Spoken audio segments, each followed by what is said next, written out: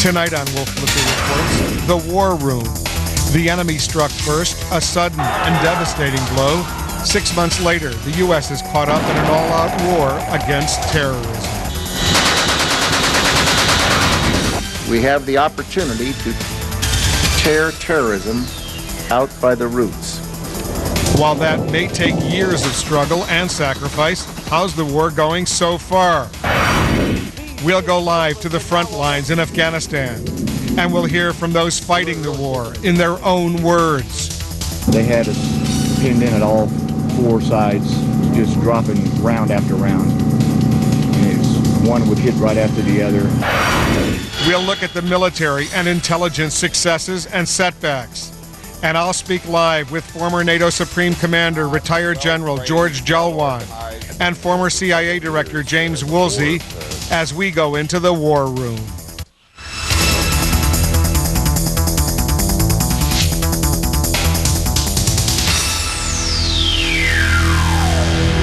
Good evening, I'm Wolf Blitzer reporting tonight from just outside the Pentagon. 6 months ago today, the United States was just beginning to assess the enormity of what had happened that morning.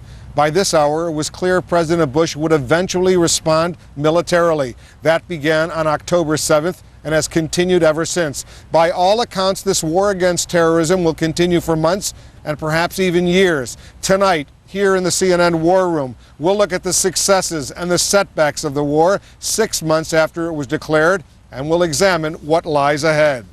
For now, the U.S. military remains focused on Operation Anaconda, the campaign to destroy die-hard al-Qaeda and Taliban forces in the mountains of eastern Afghanistan. CNN's Nick Robertson is near the front lines in Gardez, and he joins us now live. Nick?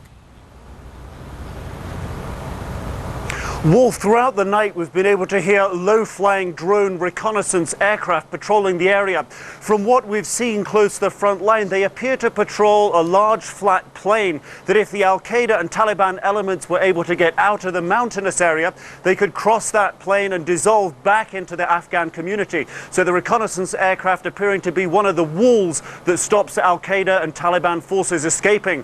Throughout the day we saw B-1 bombers and A-10 bunker busters dropping bombs and firing missiles on the further side of that ridgeline.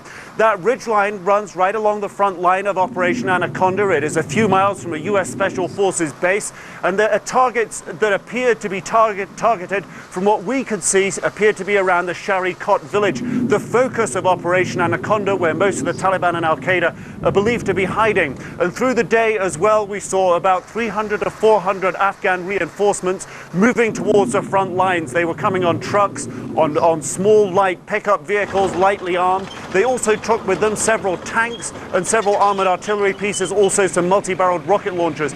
These forces have now been moved up into the most forward of positions. Again, they appear to be in a blocking position now, attempting to stop al-Qaeda Taliban forces getting out of the mountains through a deep valley. Wolf?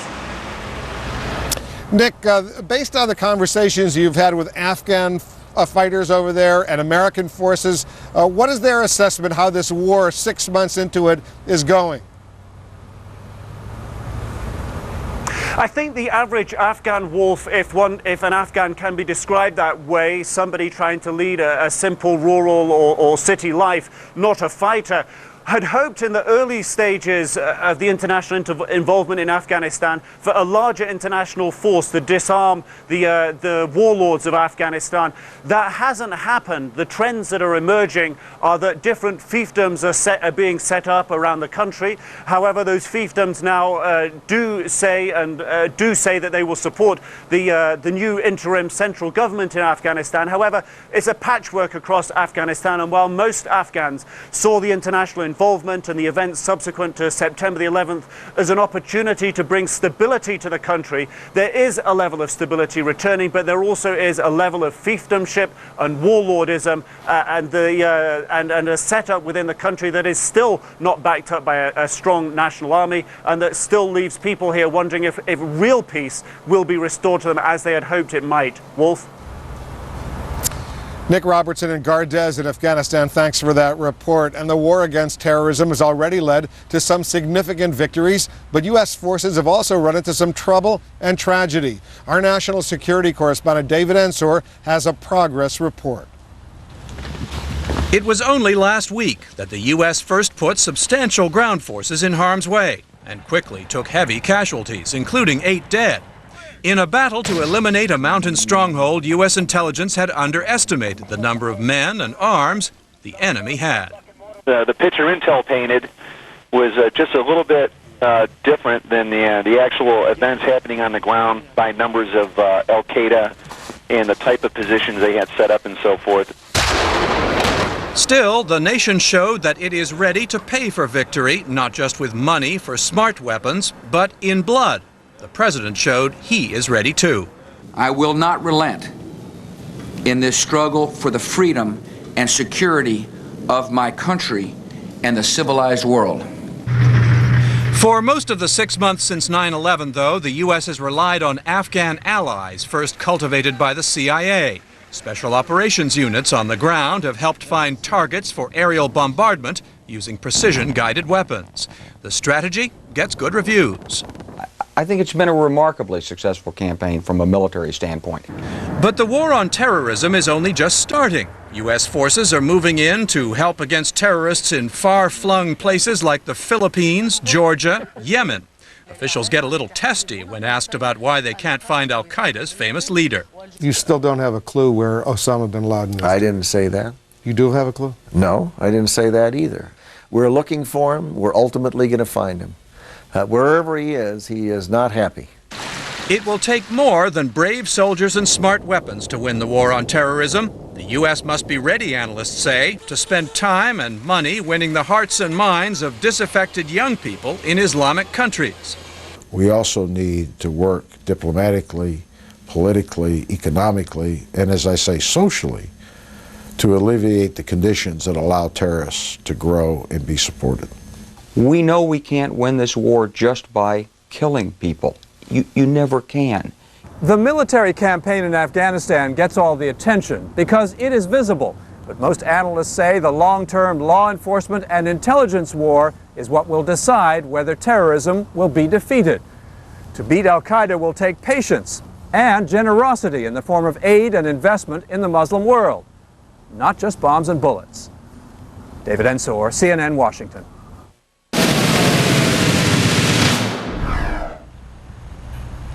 So has the war against terrorism been successful so far, and what lies ahead?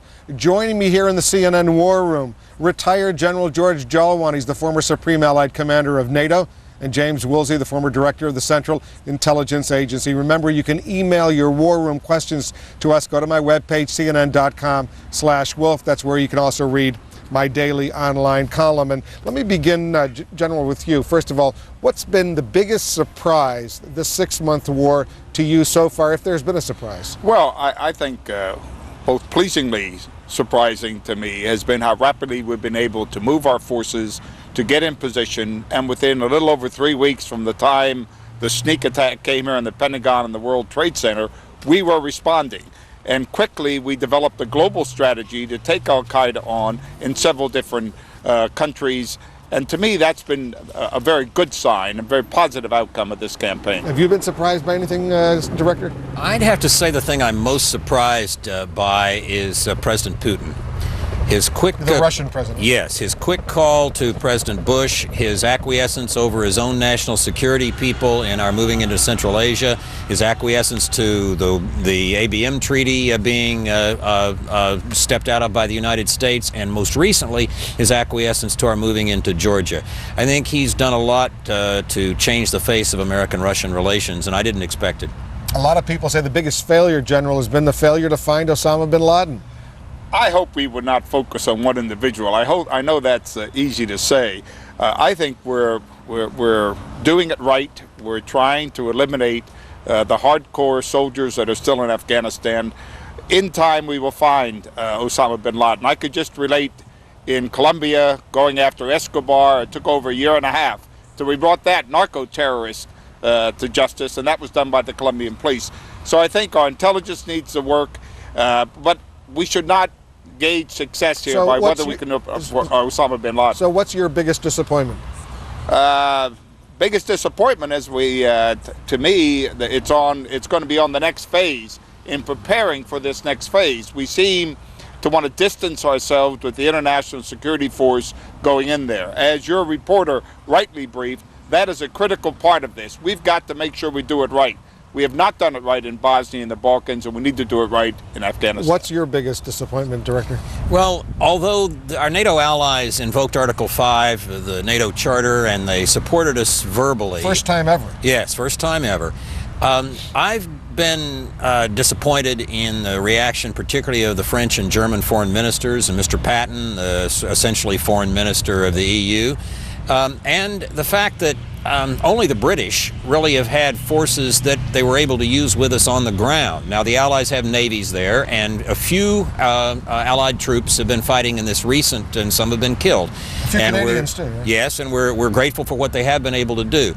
But the fact they don't have smart weapons, they don't have the command and control, they don't have even the special forces that can work with us and the British, I think has been something of a disappointment. I interviewed the chairman of the Joint Chiefs of Staff yesterday, General Richard Myers, and I asked him 6 months from now, where do you think the operation will be? Listen to what he said.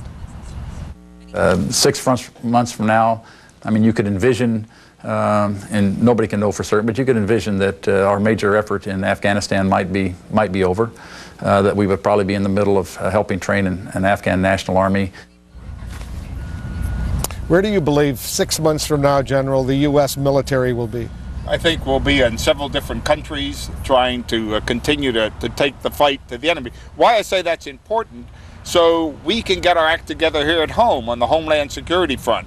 We have to keep him disrupted, we have to delay his operations, and that means I think we're going to be in several different countries around the world 6 months from now, as well as trying to do reconstruction in Afghanistan. What about 6 months from now? Where do you think the U.S. will be? Well, I think we will be just exactly where General Jawan said, but I would also hope, frankly, that we'd be in Baghdad welcoming a democratic government to Iraq. Do you think that's realistic? It may be a bit of a stretch in 6 months, but I'm not sure it's a stretch in 9. A lot of talk right now, General Jawan, about Iraq, and I want to bring in what President Bush said today at the White House, because there was a veiled threat to Saddam Hussein in his remarks. Listen to what the president said. Some states that sponsor terror are seeking or already possess weapons of mass destruction. Terrorist groups are hungry for these weapons and would use them without a hint of conscience. And we know that these weapons in the hands of terrorists would unleash blackmail and genocide and chaos. These facts cannot be denied and must be confronted. When he says, General, that they must be confronted, these facts, that sounds like a threat to Saddam Hussein.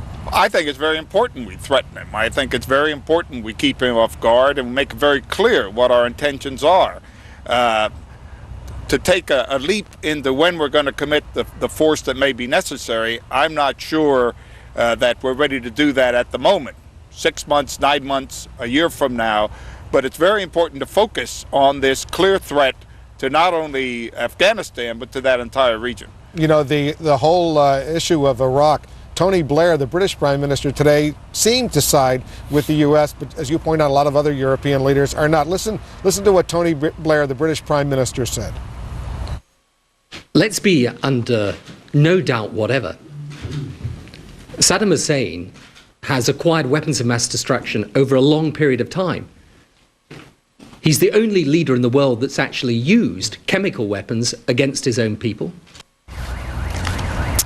But he's a minority in Europe, isn't he? Well, but he has the Italians, Prime Minister Berlusconi with him, the Spaniards, our new allies in the East, Poland and the others. The real feet draggers here are Paris, Berlin, and Brussels. They are, but much of the rest of Europe sounds more like Tony Blair. Well, the Russians are also like along those lines as well, right? Well, the Russians, I think, are mainly worried about money. They don't want to lose the $7+ billion that they're owed by Iraq. They want to have their oil companies in Iraq, but I don't think they regard Saddam as a client or even feel as strongly about this as the French and Germans do. You know, General, you were talking about Homeland Security earlier. Our Homeland Security correspondent, Jean Meserve, is now reporting that tomorrow morning, Based on her congressional sources, the Homeland Security Director, Tom Ridge, will announce a 5-pronged alert status situation here in the United States. 5 levels, normal being green, guarded blue, elevated yellow, high orange, severe red. It's sort of based on the defense condition, DEFCON 1, 2, 3. Is that a good idea to alert local law enforcement authorities with a color-coded kind of alert status? Whatever system you need, you need a system, and I think it's we really need to get on with it. The disjointedness between the federal, state, and local responders is something that needs to be corrected, and that's what I meant by getting our act together here at home. This is the first step in doing it, and I applaud the effort.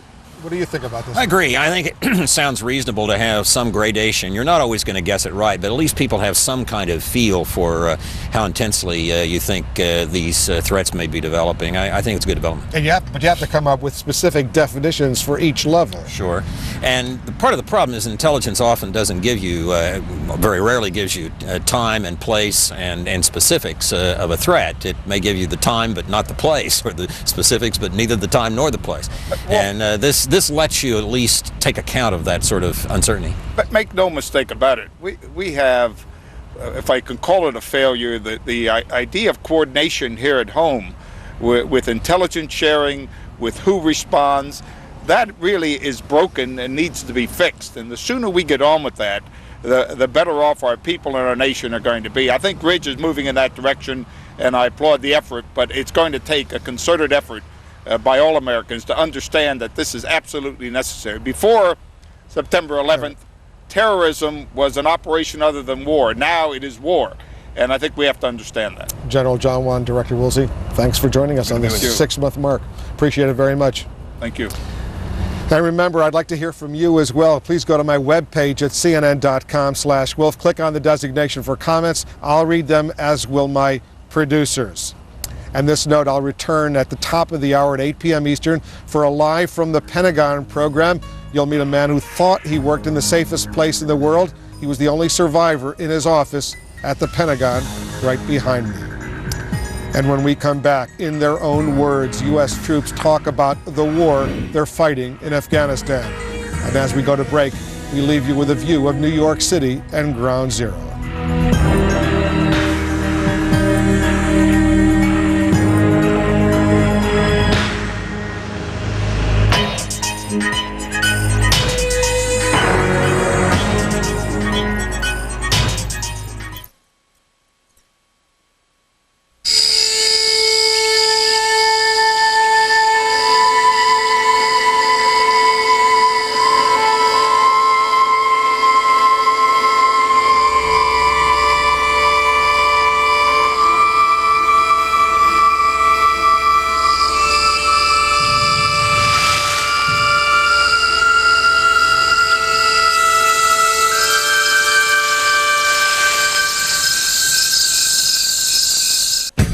Watching Wolf Blitzer Reports. Then after Crossfire, CNN takes you right to where the news is being made on Live From. You can depend on CNN tonight.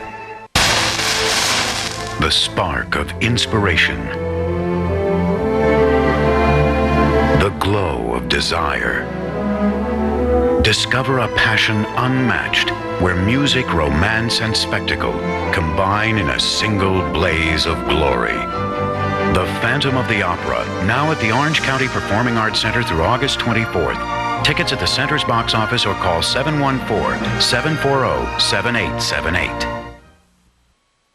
People think cab drivers know where everything is, but it's dispatchers like me who really find things. Someone's looking for antique stores in Orange or Laguna Beach? The drivers call me. Well, me and OCNow.com. Need a vet without an appointment? OCNow.com makes it easy to find things fast. From shopping in galleries to local jobs, classified ads, and events. Need to find something in Orange County? Do what I do. Use OCNow.com or call a cab. I hope I'm their dispatcher.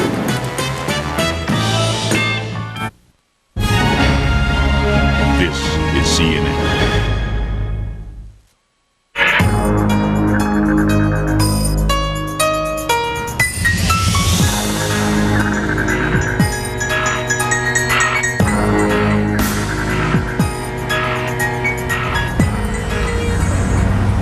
Welcome welcome back. You've been hearing for months about the broad scope of the war on terrorism, but for U.S. forces in Afghanistan, the war often boils down to what lies behind the next hill. Here now, they offer some of their own perspective.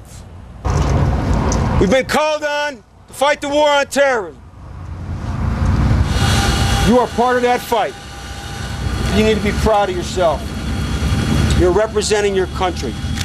Right when we got into the valley, we got ready to land. Everything was pretty calm. Bird landed, we got off, set up security. As soon as the bird took off, we automatically started receiving fire. I was thinking it was a joke, really. I mean, because we weren't really taking it real serious to start with. I mean, the first couple of rounds, we were just like, what was that? You know, are they serious? They're actually, because they were supposed to have bombed the whole area before we went in. But after that, yeah, it was nuts. Everyone's down, you know, moving as fast as possible to get behind cover, and we started taking, you know, casualties for the most part. You can hear them when they set them off, when they fire them, but you can't really tell by any sound where they're gonna land or anything like that. So basically, you just sit there. Once you hear it fired, you just prepare yourself and hope it doesn't hit you. An hour before sunset, they had us pinned in at all four sides, and the mortar system, they weren't really zeroing in. They were just dropping round after round, and it was, one would hit right after the other, and it got to a point we were all down in between the little wadi, and just luckily a mortar round never landed there. When nightfall came in, Spectre gunship came in, took everything out, and we were able to get the casualties out. In the process of getting casualties out, we had fire from one more ridge line. The Spectre went in and took it out, and then they brought in 2 Chinooks and 2 Apache gunships to protect us. We didn't receive any fire getting out. They helped us. I mean, if it wasn't for them, I don't think any of us would have come out alive if it wasn't for them. What were they doing? Everywhere from the Apache to the C-130s or the B-52s that were flying by, taking care of like the positions we couldn't see. What did you think when you got on board that helicopter? I couldn't believe that we were on it. Once you were free and clear of that? I fell asleep. Everybody did. The whole bird was asleep. We've been up for over 24 hours, you know, fighting, so it takes a lot out of you. And coming up, Israeli tanks and soldiers descend on a Gaza refugee camp, and the result is more bloodshed. Stay with us for our top story. That's coming up right after the break.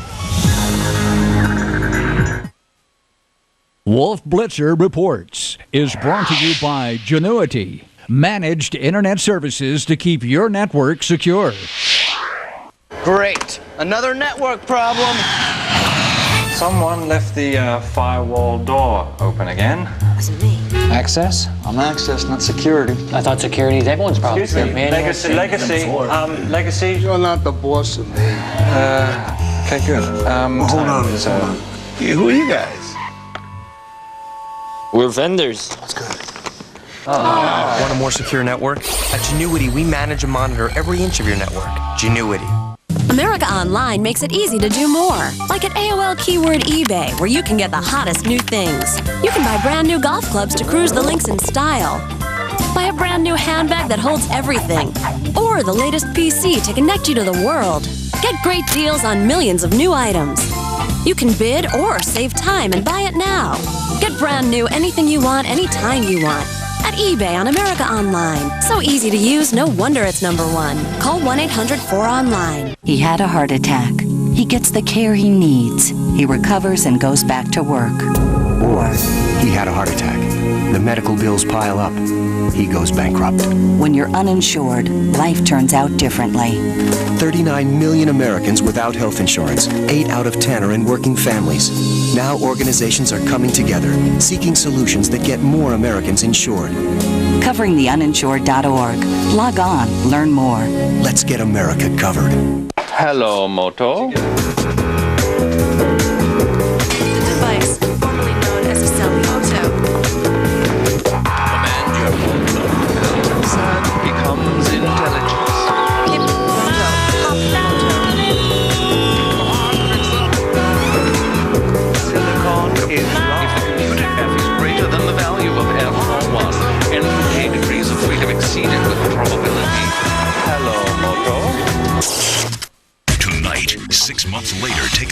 the attack on the Pentagon has changed the way our military does business. Live from the Pentagon.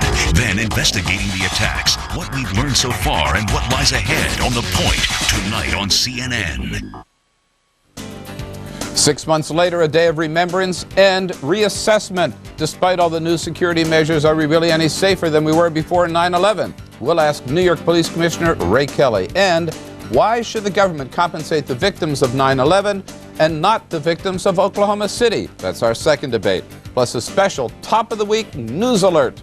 I'm Bill Press, back in just a moment with Bob Novak and Crossfire after Wolf Blitzer brings us the latest. This is Jessica on Tuesday afternoon. Since the afternoon this morning. This is Jessica's college fund. The numbers are still on Tuesday afternoon. Because her parents work with a financial advisor at Merrill Lynch. I got 62%. Are you listening here? Who helps them create a comprehensive plan for Jessica's education, as well as their retirement and a second home. So Jessica's parents can focus on her goals, while their money does the same.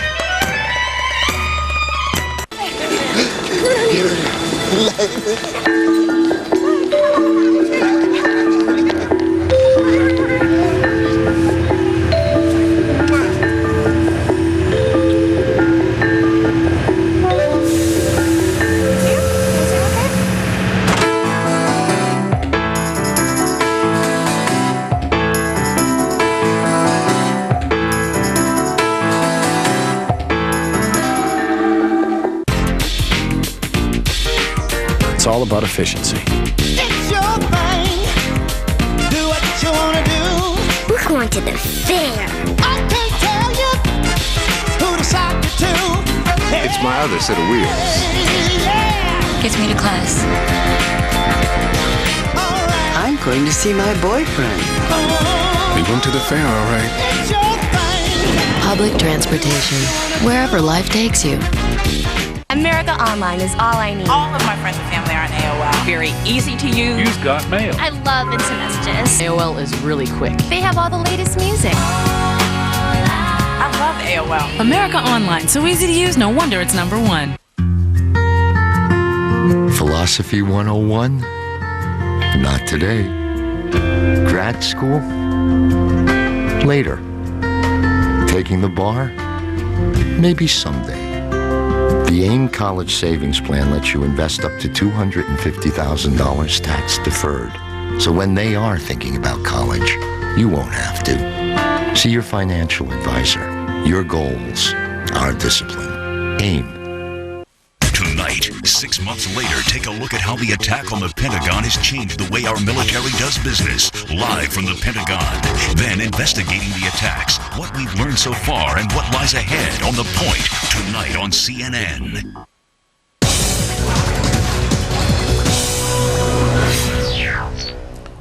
Welcome back. The deadly wave of violence in the Middle East has claimed yet more victims. At least 13 Palestinians were killed in a firefight with Israeli forces. The violence erupted after Israeli tanks and soldiers moved into a Palestinian refugee camp in Gaza.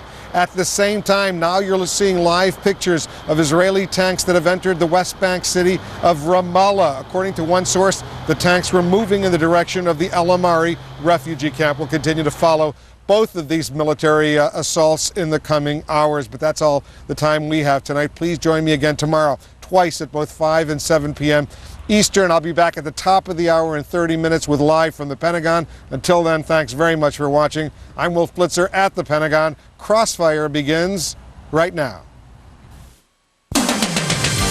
Tonight, 6 months after 9/11, is America any safer? And can the Big Apple prevent the next terrorist attack? Then, for victims, is it need or greed? Can the government put a price tag on human life? Live from Washington, Crossfire. On the left, Bill Press. On the right, Robert Novak. In the Crossfire, New York City Police Commissioner Ray Kelly. And later, Susan Herman, Executive Director of the National Center for Victims of Crime, and George Mason University Law Professor Michael Krauss.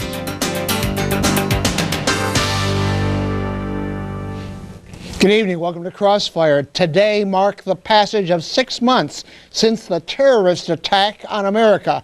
And in ceremonies in New York, Washington, and elsewhere, there was remembered the heroism and the outrage. In Washington, Homeland Security Chief Tom Ridge promised a new and more rational system of terrorism alerts. But tough questions persist. Are we really any safer than we were 6 months ago? Is New York better protected now than it was then?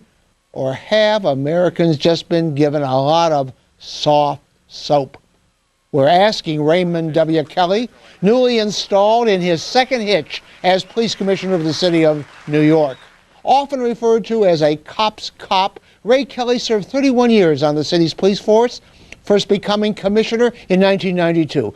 He headed the U.S. Customs Service during the Clinton administration. Bill Press. Commissioner Kelly, good evening. Good evening, Bill.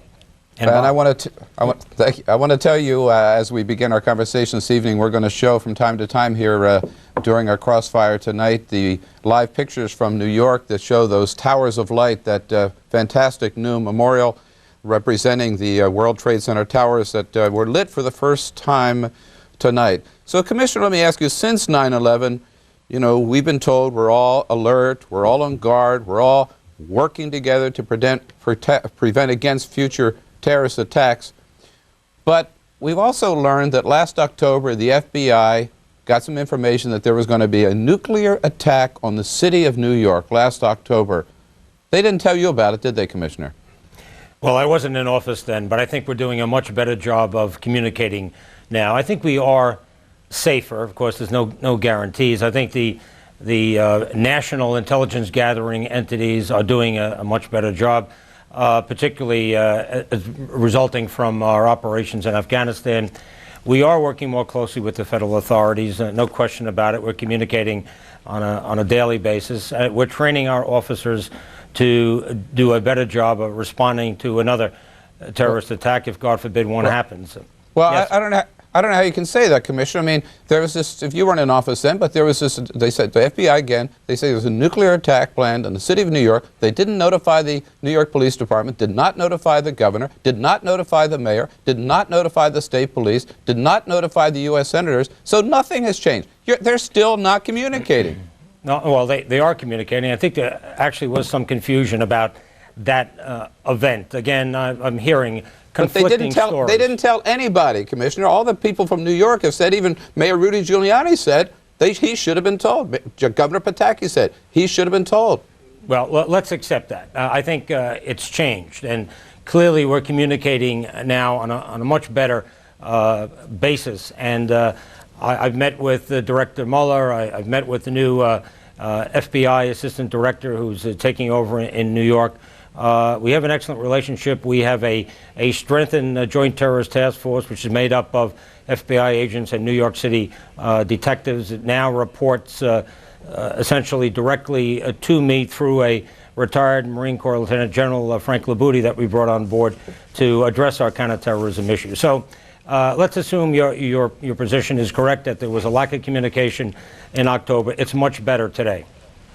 Ray Kelly, a recent CNN USA Today Gallup poll asked the question of Americans whether they think terrorism is likely in the U.S. in the next few weeks. In September, after the terrorist attacks, 66% thought it was likely. Today, only 52% think it's likely. In other words, a 50-50 proposition. Is that realistic? Is it too optimistic, or is it too pessimistic?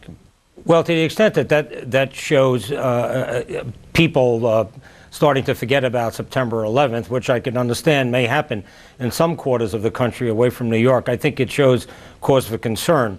We're at war. I think we're going to be at war for a long time. So I would be concerned if people think that somehow the threat has lessened. And if we're very successful in Afghanistan, I still think there's an awful lot of people out there that want to do us harm. So I'm concerned if that poll indicates that people think for some reason that the threat is lessening. But, Commissioner, you're a sophisticated public servant. You've held high public office. Surely the American people cannot be kept on this high state of anxiety, particularly when they get so many false alarms from the government, when the Attorney General says we're going to have an alert, and then nothing happens, and they don't tell exactly what the alert is. Isn't it impossible to keep the American people all that revved up and worried about the terrorists coming over the hill next week?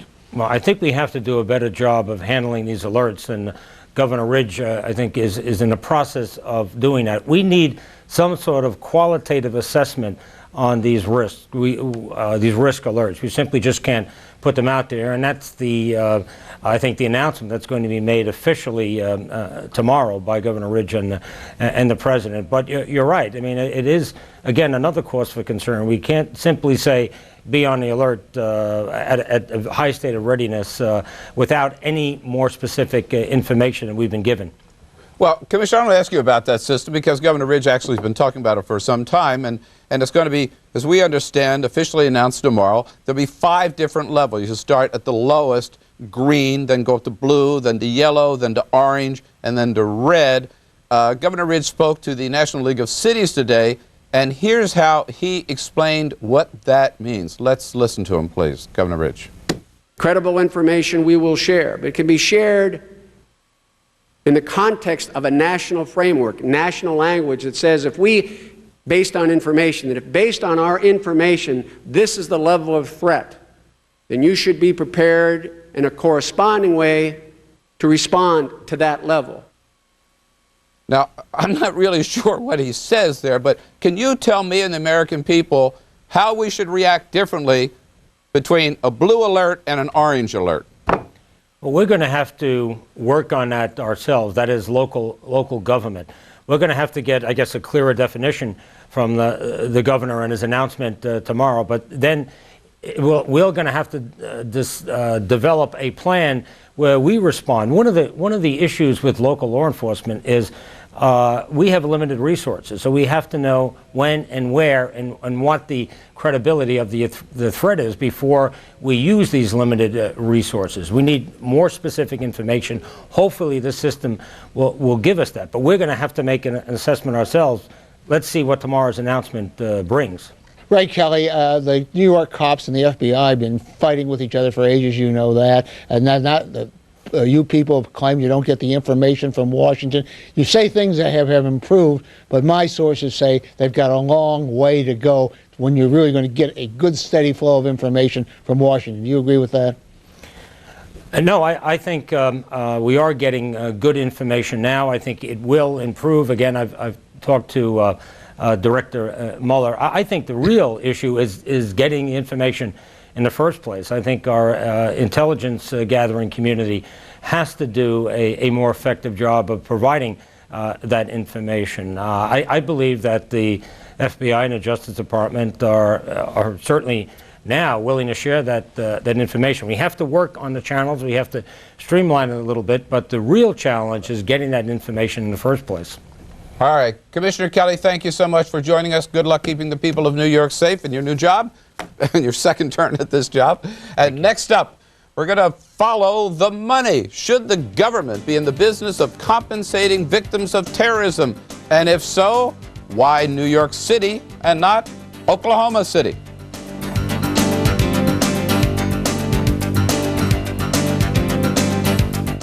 I want to be pampered by natives. I want to taste something exotic. I want to get closer to my children. I want to... For special offers on vacation packages, log on now to universalorlando.com. A vacation from the ordinary. This tax season, millions of Americans who use tax preparation software are going to bed early thanks to IRS e-file. It's accurate, secure, fast.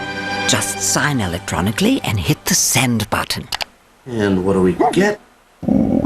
And you get your refund in half the time. So delete the paperwork and hit send with the IRS e-file and get some sleep.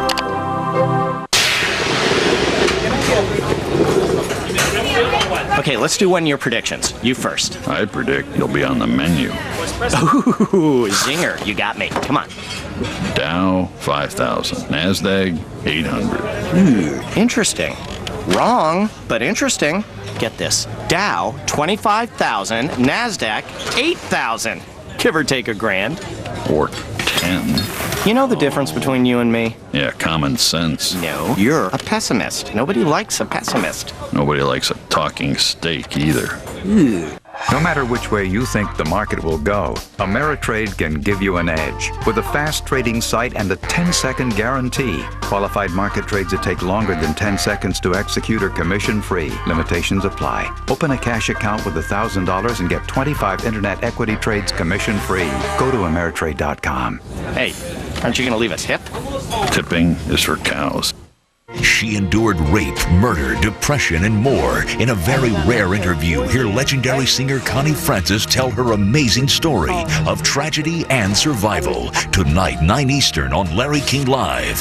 Then, on a day of looking back, we'll also bring you the courageous stories of those moving forward, of people pulling together to rebuild their lives. Plus, a view of Ground Zero few have seen on a special news night with Aaron Brown, beginning at 9 Eastern on CNN tonight. This is a medicine.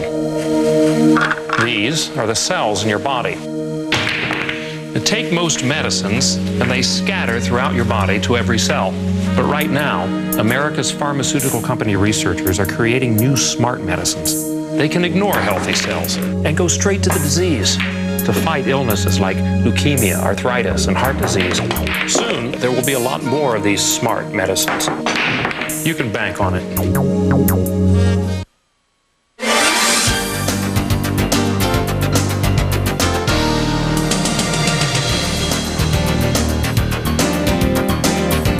Crossfire. For 6 months, it's been a real tug-of-war between families of the victims of 9/11 and the government over who gets how much from the Victims' Compensation Fund. But that begs the question, should the federal government even be in the business of compensating victims? And how can they justify, for example, offering a minimum $250,000 to families who lost loved ones on 9/11 and nothing to families of those killed in Oklahoma City, or nothing to families of servicemen killed in Afghanistan fighting the war on terror? Good questions. As we look again at that newly lit memorial in New York City, let's get some answers. Bob? Susan Herman, I was shocked this morning watching CNN on how far this compensation thing is going when former New York City Fire Commissioner Van Essen revealed, I don't think anybody had heard this before, that there are families of firefighters. They're getting their money from the fire fund. They're getting all kinds of compensation, who have brought suit against the fire chief for ordering firemen into the buildings where they then died. Isn't that what they were paid to do? And isn't that this whole compensation question run amok?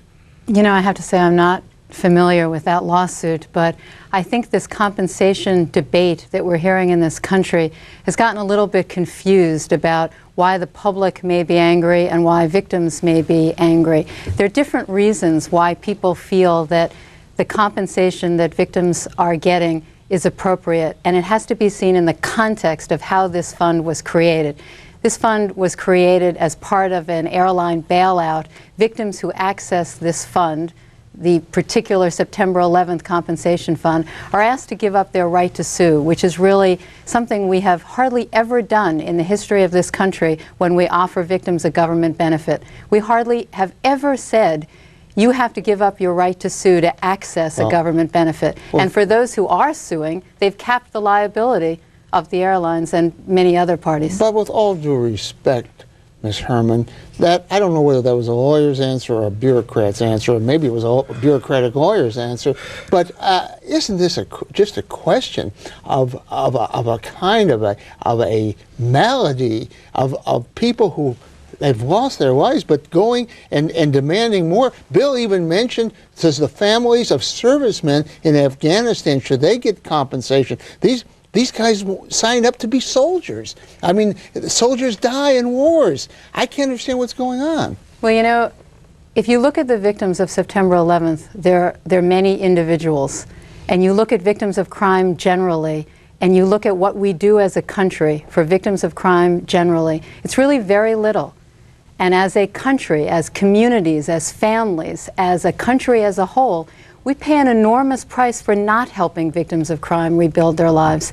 Victims of crime who have been traumatized tend to suffer increased alcohol and drug abuse, decreased work performance, can't function on the job, can't function in school, often are more suicidal or depressed than the general public. We are paying a price for not helping victims, and we should be helping them. Let me jump in here, Michael Krause, and you've written in the Wall Street Journal about this, but I want to get back to 9/11. I mean, we have heard over and over today, and I think it's true, that the world is different since 9/11. We will never be the same since 9/11. We did not hear that after Oklahoma City. We did not hear that after 1993 and the World Trade Center. I mean, I think most Americans accept this as a uniquely horrible event in our history. Doesn't that argue for a unique form of compensation to these victims alone? No, I don't think it does. I don't think it's actually seen as a unique event as far as compensation is concerned. In today's Wall Street Journal, there's an article, I think, in the second section about victims of the 1993 World Trade Center bombing, about somebody who was shot by terrorists crossing the Brooklyn Bridge 10 years ago, who feels he's just as deserving of compensation as the folks who were killed on 9/11.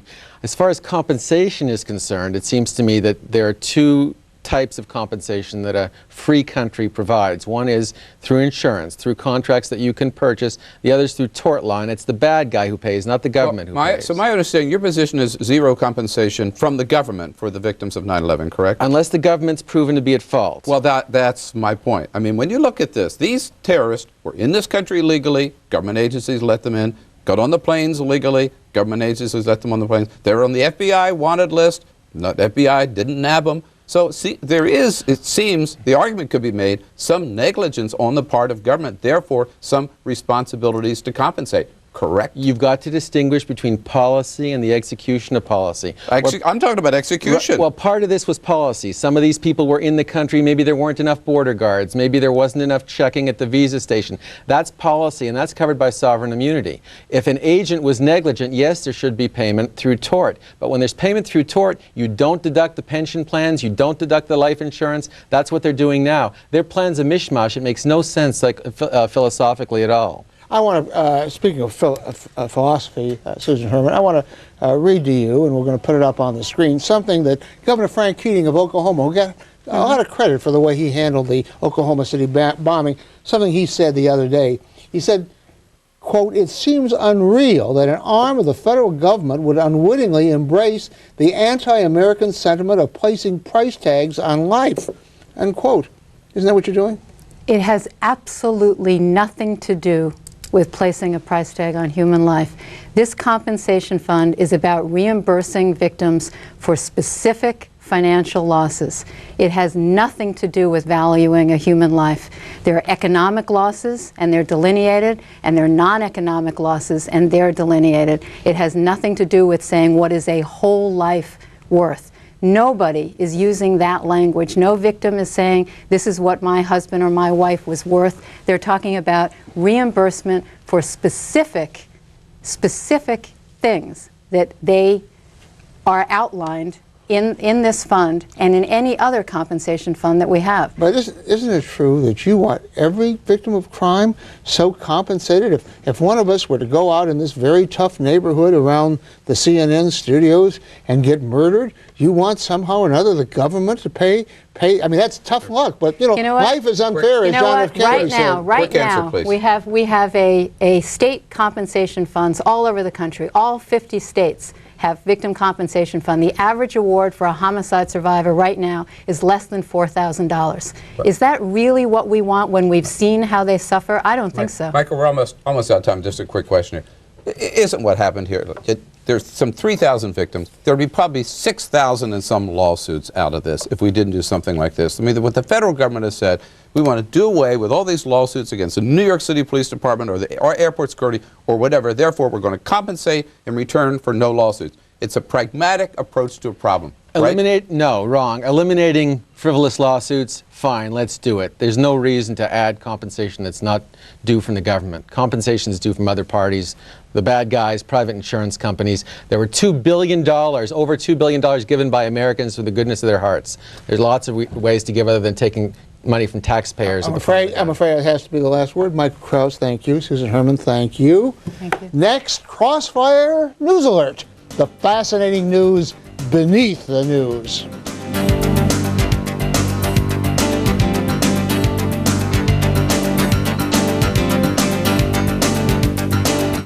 You're watching Crossfire. Next, CNN takes you directly to where the news is being made on Live From. Then it's The Point. You can depend on CNN tonight. All across Southern California, beautiful new kitchens and baths share a secret, a trade secret of the finest home builders, Pacific Sales, where the kitchen and bath experts help you choose from the biggest display of appliances in Southern California. It's where designers and contractors go to find the most extensive selection and latest designs.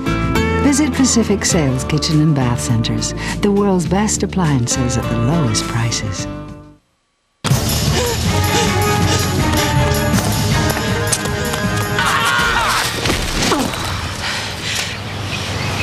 I already paid the cable bill. I know. That was the mortgage. See you after work. Bye, honey. What? Don't mail your cable bill. Pay it online at Cox.com. Sign up for Easy Pay and have your monthly bill automatically paid from your bank account or credit card. It's automatic, secure, and effortless.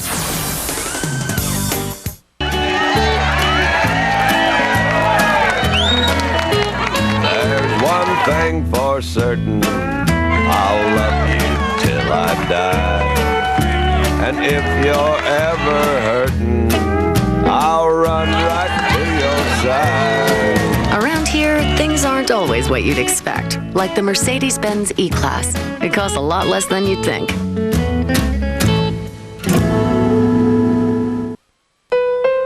Create an extraordinary kitchen.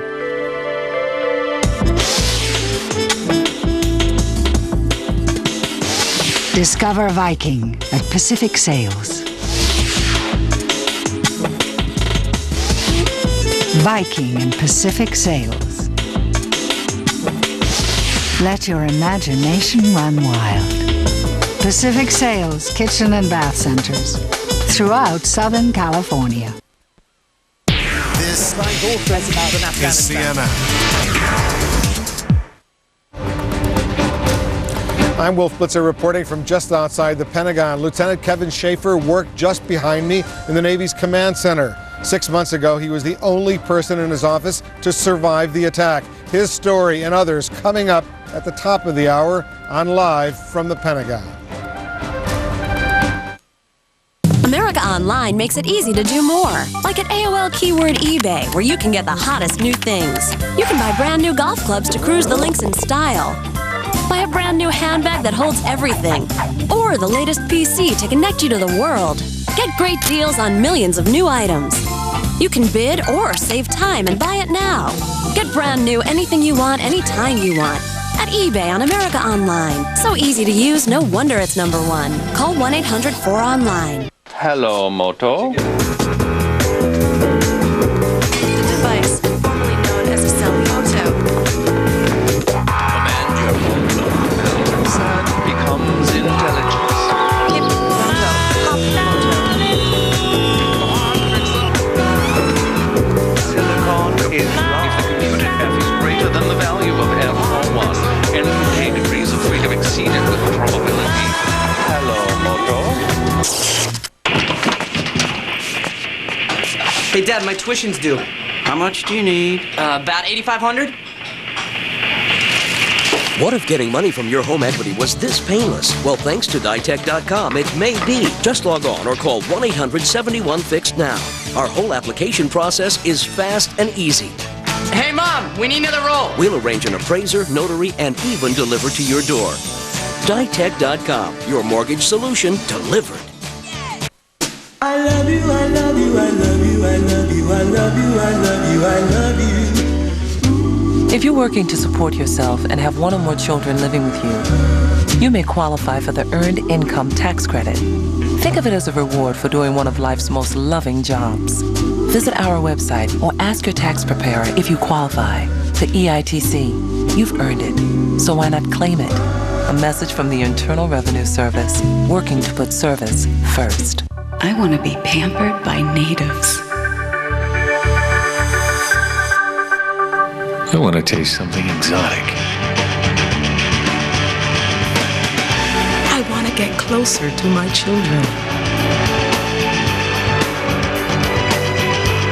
I want to...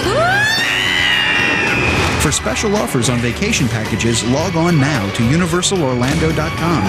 A vacation from the ordinary. Closed captioning for selected programs provided by Garlic, cholesterol's natural enemy.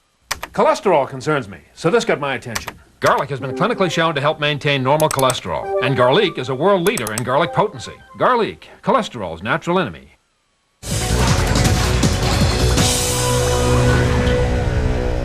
Crossfire News Alert, where we report fascinating little stories you probably never even imagined. Saturday night was the white-tied gridiron dinner in Washington, where the press and the politicians try to be funny. Stealing the scene was Vice President Dick Cheney, who emerged from his undisclosed location to appear on the stage as to do the rumba, as the gridiron players sang, "There is a dark, secluded place, a Veep can sleep without a trace, and no one ever sees his face, Dick Cheney's hideaway." Is show business in the Vice President's future? It may be in his future, but it's not in yours. All right, now, looking for a bargain vacation in New Bedford, Mass. You can get a room, bed, and 3 meals a day for only $5. Problem is, you have to commit a crime to qualify. That's what Sheriff Tom Hodgson says he's going to start charging prisoners in the county jail. $35 a week. This, in addition to charging them for haircuts, medical care, and transportation. In New Bedford, crime does not pay. That's really, criminals do.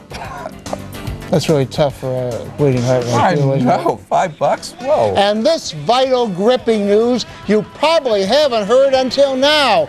David Letterman is staying with CBS. Yes, he really is. Announcing it during the taping of tonight's program. Tough luck, ABC. And we can all hope it will make Dave happier, no longer having to make do on just $30 million a year. Question is, will Ted Koppel stay at ABC? Well, we'll find out. Finally, after years of protesting teams with names like the Braves or the Redskins, one group of Native Americans has decided to get even. So American Indian students at the University of Northern Colorado have named their intramural basketball team the Fighting Whiteys. They've even adopted a white man as a mascot, and they wear jerseys with the slogan, "Everything's gonna be all white." No word yet whether the National Association of White People will smoke the peace pipe or hit the warpath. Bob, you probably like the Redskins. I love the Redskins. I've been a Redskin fan for 30 years. Not only that I love Chief Illiniwek dancing his way from my University of Illinois Illini as they go into the NCAA tournament. May Chief Illiniwek and the Redskins fight. You know, I'll tell you something else. No, come on, Bob. I'll tell you something else. The ordinary rank and file Indians love it. It's just the intellectuals who don't. Rename them the Fighting Whiteys. All right, that's it for now, folks. Love to hear from your email. Hear from you with email to crossfire@cnn.com. For me, Bob, and Tucker. That's it for tonight. We'll see you tomorrow night. I'm Bill Press. Good night. From the right, I'm Robert Novak. Join us again next time for another edition of Crossfire.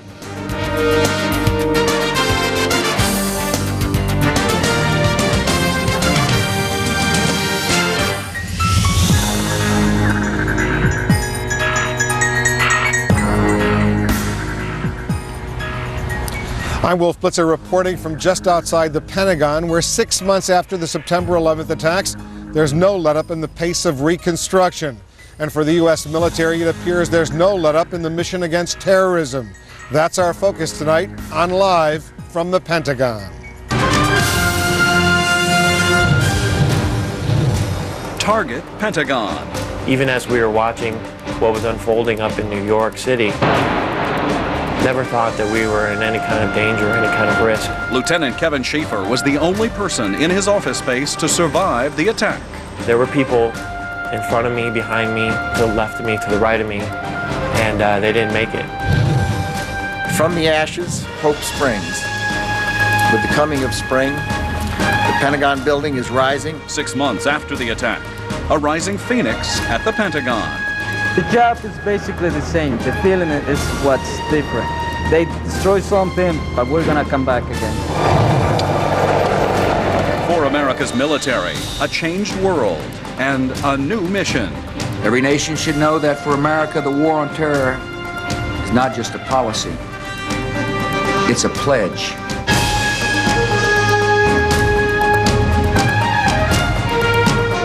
Live from the Pentagon, Wolf Blitzer. Just behind me stands the Pentagon, where 6 months ago today, along with the World Trade Center, America came under attack. What was then a site of devastation is now seen as a site of triumph. Reconstruction of the Pentagon is ahead of schedule. In the next half hour, we'll look at that recovery, both of the building and of those who survived that horrible day. And we'll focus on the military's new mission. First, to the day's events. The United States paused today to pay tribute to victims of September 11th. President Bush led the solemn tributes with a memorial on the White House lawn, saying the world marks a terrible day, but also affirms a just and viable cause. September the 11th was not the beginning of global terror, but it was the beginning of the world's concerted response. History will know that day not only as a day of tragedy, but as a day of decision. When the civilized world was stirred to anger and to action. And the terrorists will remember September 11th as the day their reckoning began. It's no understatement to say that the world changed September 11th, and that change was palpable here at the Pentagon headquarters of the U.S. military. In many ways, the tragedy energized the building and made Donald Rumsfeld one of the most recognizable and perhaps one of the most popular defense secretaries ever. CNN military affairs correspondent Jamie McIntyre reports. Our Secretary of Defense, Donald Rumsfeld. This was Donald Rumsfeld at the Pentagon September 10th, the day before the attacks. So today we declare war on bureaucracy, not people. Less than 24 hours later, as Rumsfeld was helping to carry the wounded out of the collapsing building, battling red tape was the last thing on his mind. Suddenly, the enemy was terror. We'll use overt and covert military efforts as well as every diplomatic, economic, financial, and law enforcement resource at our command. We will not stop until the terrorist networks are destroyed. The pre-September 11th Pentagon was a hotbed of inter-service rivalries as generals and admirals jockeyed to save pet projects on the chopping block. Big-ticket programs like the Marine Corps' troubled V-22 tilt-rotor aircraft, the Army's overweight Crusader howitzer, and the Air Force's pricey F-22 stealth fighter were facing an uncertain future. But in the aftermath of the attacks, the only debate within the administration has been over how many more billions to pour into defense. Whatever it takes, whatever it costs, this patient, this resolved nation will win the first war of the 21st century. In a town hall meeting last week, Rumsfeld returned to his pre-September 11th theme. I said then, and I believe now, that the modernization of the department is an imperative. But critics argue he has abandoned the radical reform he once seemed to be pushing. He has much more support now than he did then, and the opportunity is to take money saved and make certain that the warfighting capabilities of the Pentagon and the procurement accounts are fully funded, but the bureaucracy is reduced. The changes since September 11th extend well beyond the Pentagon's internal workings. In his travels, Rumsfeld has cemented new friendships with such unlikely allies as the former Soviet republics of Uzbekistan, Georgia, and Kyrgyzstan. That's the upside of September's tragedy, say Pentagon officials. And so perhaps, as tragic as it is that those people lost their lives on September 11th, perhaps more people's lives will be saved as a result of it. The Bush administration continues to look for ways to curtail U.S. involvement in open-ended peacekeeping missions, but no longer is there any illusion that will lessen demands on the U.S. military. In fact, with the war on terrorism expected to last as long as the Cold War, the U.S. will likely be involved in more countries, not less. Jamie McIntyre, CNN, The Pentagon. The drive to reconstruct the damaged Pentagon building is moving at lightning speed, fueled by a strong resolve to defy the terrorist plans to destroy the symbol of America's military might. Today, Defense Secretary Rumsfeld toured the construction site to mark the rapid progress being made and to praise the military spirit of determination. From the ashes, hope springs. With the coming of spring, the Pentagon building is rising, and thanks to the truly outstanding effort of the workers, repairs are ahead of schedule. Indeed, from the outside, the building looks like it's almost new. CNN Pentagon correspondent Barbara Starr looks back at the day tragedy struck the Pentagon and the resolve to rise from the ashes. American Airlines Flight 77 came in low over the Pentagon helipad, slamming into the west front, killing 189 people, including the 5 hijackers. The building would burn for days, but Defense Secretary Donald Rumsfeld was determined to keep things running right from the start. The Pentagon's functioning. It'll be in business tomorrow. Plans began almost immediately to overcome the devastation. By mid-November, 400,000 square feet had been demolished and Project Phoenix was underway. The Pentagon was rising from the ashes. Now it is a construction site of triumph, rebuilding the spirit as well as the limestone and steel. The job is basically the same. The feeling is what's different.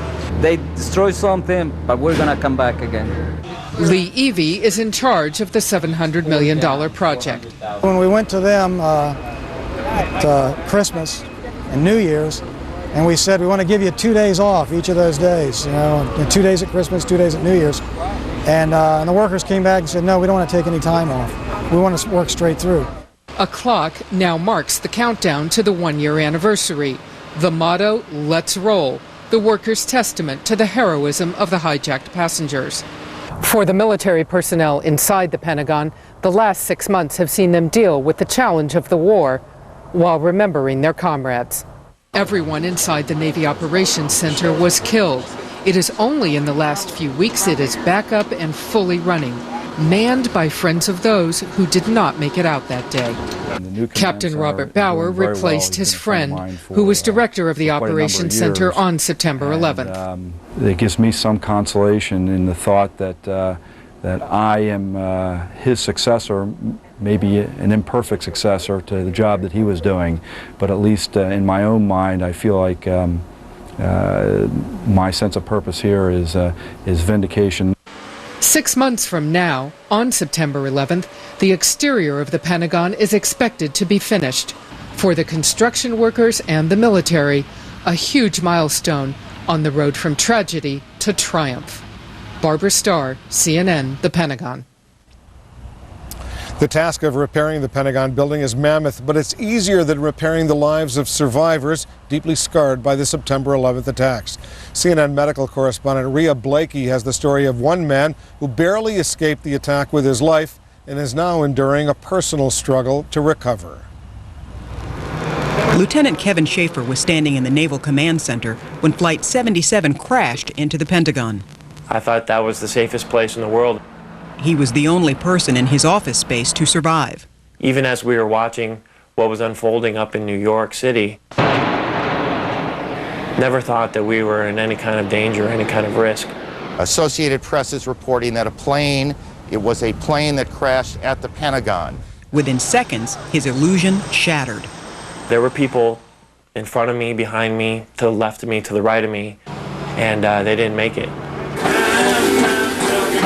He's home now after 3 months in the hospital, more than a dozen operations. Kevin says his biggest adjustment was getting comfortable with his altered appearance. His wife Blanca has also faced major adjustments, including finding a new definition for normal life.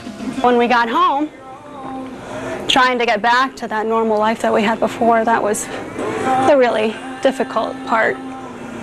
I wasn't running on adrenaline anymore. Kevin spends his days in physical rehab, either at Washington Hospital Center or at home on this equipment donated by the American Red Cross. I am still in quite a bit of pain. It's a day-to-day struggle. The public show of support has been tremendous. Flags and cards, an eagle, even a football.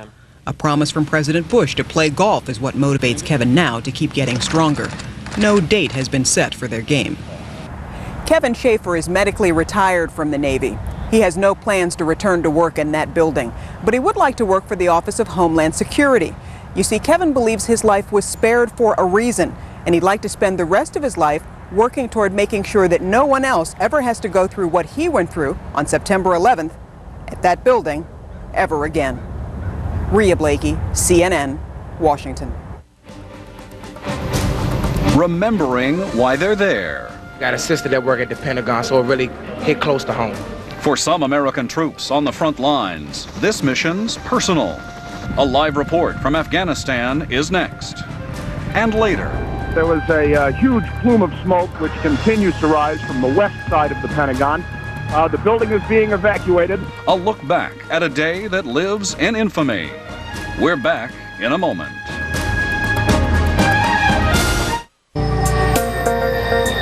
Listen, I'm your idea. I could be powerful, but you know, there are other ideas out there. So what makes me different? You're gonna actually do something with me. Because it's not how many ideas you have, it's how many you make happen. Whether you've got a big idea or you're seeking one, Accenture helps turn innovation into results. Accenture, innovation delivered. For powerful digital imaging systems that let you print, sort, duplex, and staple right from your desktop. And people who are fast on their feet. Think inside the box. Think Savin. What's up, Mr. Foster? I go in for a PC, I come out with a migraine. You ask for this, all they have is that. Makes your head spin. Well, your computer quandary is easily solved by the folks at Dell. Just call or go online. They'll help you figure it out, so you know what you're getting and what you're getting it for. So none of this? Nope, just the perfect PC for you at the right price for you. Oh, I'm feeling better already. Good. Steven, isn't this your father's car? No. Right now, a complete Dimension desktop with an Intel Pentium 4 processor delivering performance where you need it most is just $799. There's great deals on notebooks too. And why wait? Because for a limited time, you can get free shipping. You're gonna say it, aren't you? Oh, he knows. Easy to buy, easy to own, easy as Dell. Dell PCs use Intel Pentium 4 processors. This is Aaron Brown. On A Day for Looking Back, we'll bring you the courageous stories of those people moving forward, rebuilding lives, and a view of Ground Zero few have ever seen. A special news night, 10 o'clock Eastern on CNN Tonight. CNN Tuesday. You've seen his movies, but you've probably never seen this side of Dennis Quaid. How did he kick the coke habit? What's life really like after Meg? Find out in a rare one-on-one with Larry King Live. CNN Tuesday, 9 Eastern. Since September 11th, we've all come together as a tight group and become very patriotic, and we're all ready to come over here and just do our job and do what it takes to justify everything that's happened. It really changed my life because I'm from Washington, D.C., and I got a sister that work at the Pentagon, so it really hit close to home. The September 11th attacks on the United States were remembered today around the world, including in Afghanistan's capital. U.S. Marines and workers at the U.S. Embassy gathered at the compound in Kabul for a simple ceremony. The U.S. flag was lowered to half-staff to mark the occasion. After a lull in the action, Operation Anaconda resumed with a fury today in eastern Afghanistan. Our senior international correspondent Nick Robertson joins us now live from the city of Gardez near the battlefront. Nick? Wolf, it's already Tuesday morning here in Afghanistan. We've seen coalition aircraft flying overhead through the night. We've heard intense activity by reconnaissance drone aircraft flying over the plains just south of here. And during the day, Monday, yesterday, Afghan time, we saw intense bombardment of an area around Sharikot. That was by B-1 bombers and also A-10 bunker buster aircraft. We also saw reinforcements, about 300 Afghan fighters moving towards the front lines, along with tanks and armored artillery pieces, reinforcing those frontline positions that will block off any Al-Qaeda and Taliban retreat from the Sharikot area, the focus of Operation Anaconda. Wolf? Nick, you were in Afghanistan, one of the few Western journalists, if any others, on September 11th. Reflect on what has changed on the ground there since that day. The biggest change has to be to the liberty of the people of Afghanistan. They have much freer lives now, and certainly people here tell us they see the international involvement and the focus on their country as an opportunity to bring peace after 23 years of war, and they hope that all the international effort will also bring in international relief funds that will aid in rebuilding the country. The biggest thing people here would like to see is the demise of the warlords and a return to a peaceful country with a strong central government. Wolf? Nick Robertson reporting live from Gardez in Afghanistan. Thank you very much. And up next, symbols of the fallen towers. An update from Ground Zero 6 months after the attack on the World Trade Center.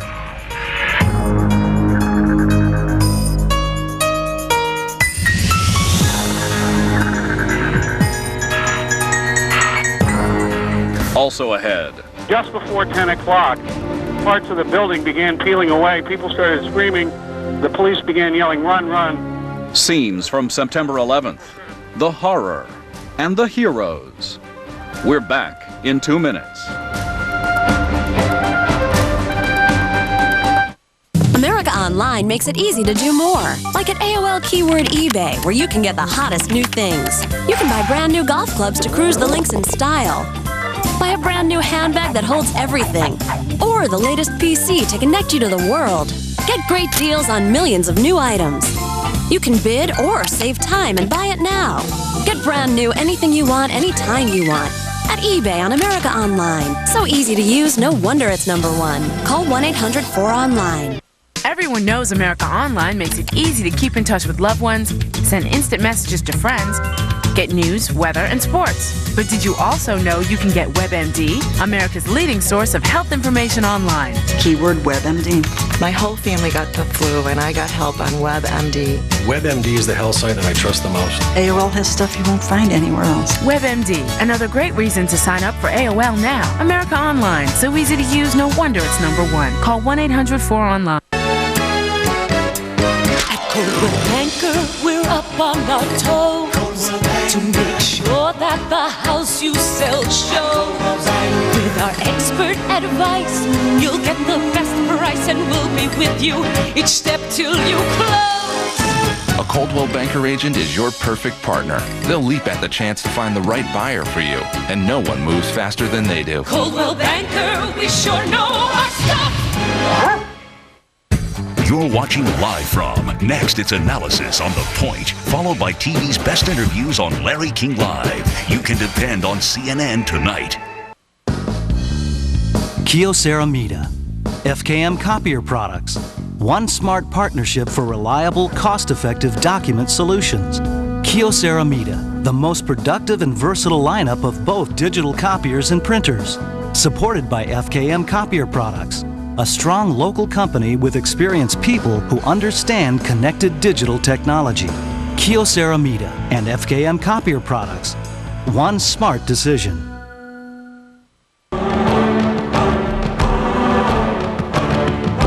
If you build one of the most dependable automobiles in America, add features like sporty alloy wheels, CD player, a remote entry system, power moonroof, and offer it at a very unexpected price, there's no telling how far people will go to see it.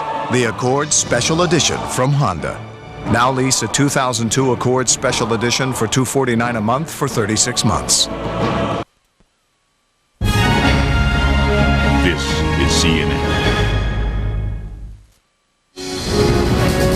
Good evening. evening, I'm Anderson Cooper in New York. Tonight on The Point, we'll take a look at where the investigation now stands. We'll focus on what the world has learned about the September 11th plot and on the worldwide hunt for sleeper cells and fleeing members of Al-Qaeda's terror network. The Point begins in less than 10 minutes. Now back to Live from the Pentagon.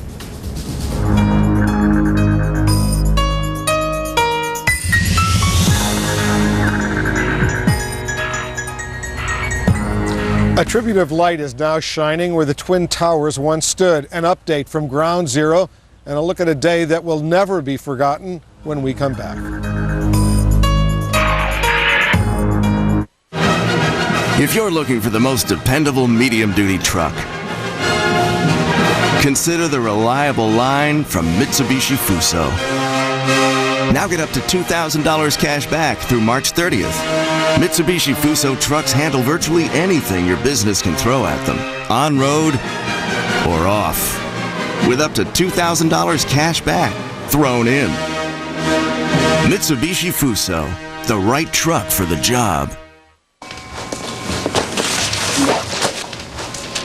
Honey, how much money did the contractor say he needed? $7,500. What if getting money from your home equity was this painless? Well, thanks to Ditech.com, it may be. Just log on or call 1-800-71-FIXED now. Apply to refinance and get cash out for home improvements or anything else. We'll arrange an appraiser, notary, and even deliver to your door. Ditech.com, your mortgage solution delivered. I sacrifice my weekends printing high-volume jobs and never get a thank you. He says things like win-win situation and gets a company car. If only I had better room presence. Toshiba copiers make you look good. This is my masterpiece. It's a worm. Blows right through your firewall. It's like a crazy cocktail, a hybrid. Gets in through web, email, chat, antivirus. Nah, I can't keep up. Can't get in one way, get in 5 others. It's like a symphony that will change the world. No one will know it's me. In a world where there's a different threat every day, you need a different kind of security. Internet security systems. I want to be pampered by natives. I want to taste something exotic. I want to get closer to my children. I want to... For special offers on vacation packages, log on now to universalorlando.com. A vacation from the ordinary. Reconsidering the axis of evil? I'm Paula Zahn. On the next American Morning, President Bush's axis of evil speech caught some allies in the war on terror by surprise. What's he doing to make things right? That's tomorrow at 7 a.m. Eastern. CNN.com and Akamai, the leader in delivering video and audio online, have come together to provide the latest breaking news and information. For the very best in video, streamed live or on demand by Akamai, go to CNN.com. Time for you to get involved. Do you feel safer today than you did before September 11th? To take the quick vote, head to CNN.com. The AOL keyword is CNN. A reminder, this poll is not scientific. Just as we've seen here, this day has been one of tearful memorials in New York. A short while ago, 2 powerful beams of light were turned on, aimed skyward to symbolize the fallen Twin Towers of the World Trade Center. The lights are scheduled to shine each night until April 13th. Earlier in New York's Battery Park, officials dedicated a 45,000-pound steel and bronze sculpture as a temporary memorial to the victims of the attack. The Sphere, as it's called, stood in the World Trade Center Plaza and was partially crushed by falling debris. For CNN's domestic viewers, Aaron Brown will have a full report tonight, 10 p.m. Eastern on Newsnight, about the lives forever changed by September 11th. In moments of crisis, confusion eventually gives way to clarity. We saw that on September 11th. The first plane crash looked like an accident to many people, but the second, third, and fourth crashes defined acts of terror. Here's a look back at the anatomy of a breaking story that changed the world forever. This just in, you are looking at obviously a very disturbing live shot there. That is the World Trade Center, and we have unconfirmed reports this morning that a plane has crashed into one of the towers of the World Trade Center. It was a jet, looked like a 2-engine jet. You're talking about a large passenger commercial Large jet. passenger commercial jet. And the side of the World Trade Center exploded right when I looked up, and debris started falling. I couldn't believe what I was watching.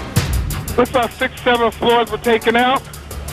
And there's more explosions right now. Hold on, people are running. Hold on just a moment. We've got an explosion inside. The building's exploding right now. You got people running up the street. Okay. Hold on, I'll tell you what's going on. Okay, hold on. The people here everybody's panicking. Here is the tape. You see the plane coming in, and it blows into the building with the flames and the smoke billowing out. We have Ira Ferber, the former NTSB spokesman. You're watching these pictures as well with us, are you not? Yeah, I'm with you on CNN. There shouldn't be any aircraft in that area. There is a report of a possible plane hijacking.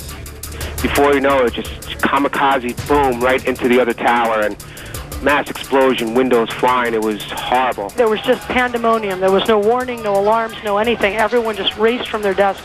Today, we've had a national tragedy. 2 airplanes have crashed into the World Trade Center in an apparent terrorist attack on our country. CNN has learned that at least one of the planes involved in this hit on the World Trade Center was an American Airlines 767 that took off from Boston. There have been no claims of responsibility, and U.S. intelligence officials say they had no warning of anything like this coming along. Now, Aaron, we can see over your left shoulder there the building still smoldering of the World Trade Center.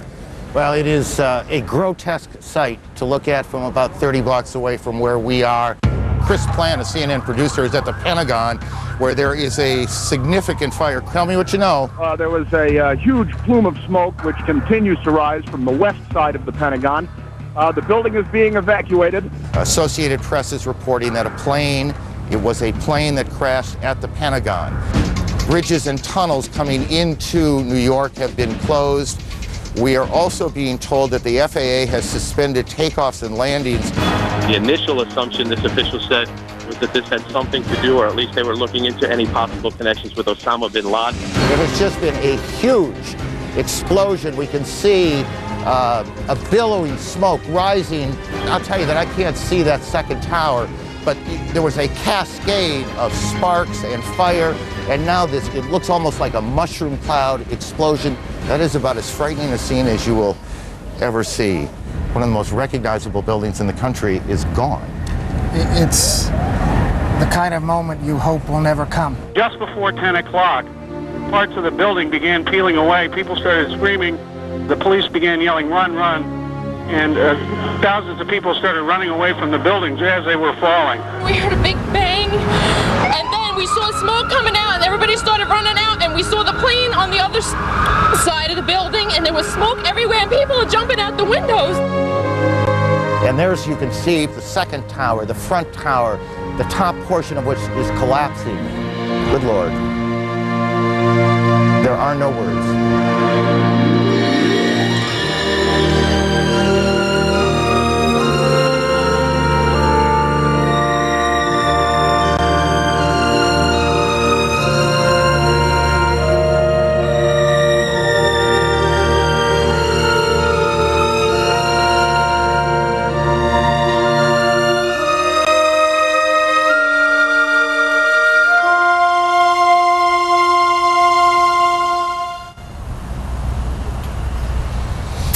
And this final thought from a former Pentagon reporter. I suspect that anyone who ever worked in the building right behind me has the same thought whenever he or she visits this site. But for the grace of God, this could have been any of us. It's a haunting thought that keeps us focused on what this war against terrorism is all about. And that's it for Live from the Pentagon. I'm Wolf Blitzer. Thanks for joining us.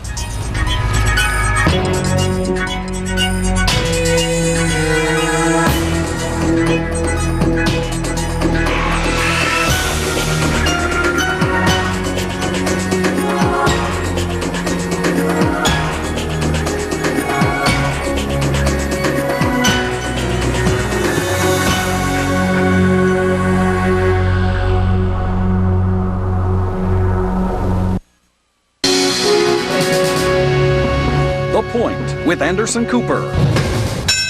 The search is underway for those who are behind these evil acts. I've directed the full resources of our intelligence and law enforcement communities to find those responsible and to bring them to justice. It's been 6 months. Tonight, where the investigation stands. We've filled in more and more of the pieces of the puzzle. What's to keep terrorists from striking again? We believe that we are still targeted. And what should come next in the war on terror? 6 months along. A short time in a long struggle. And our war on terror, we be judged by its finish, not by its start. The Point. Now from New York, Anderson Cooper. Good evening. As we all know, 6 months ago, a gaping hole was torn in this city's skyline, and worse, much worse, thousands of families were torn apart forever. Tonight, from the World Trade Center, one stood down there, the lower end of Manhattan. Beams of light now soar into space, high enough to be seen from 20 miles away. It is called the Tribute of Light. All day, people have been looking back at how the world has changed in the 6 months between September 11th and March 11th. For the next half hour, we're going to look at what the world has learned. To begin, CNN national correspondent Susan Candiati focuses on the investigation.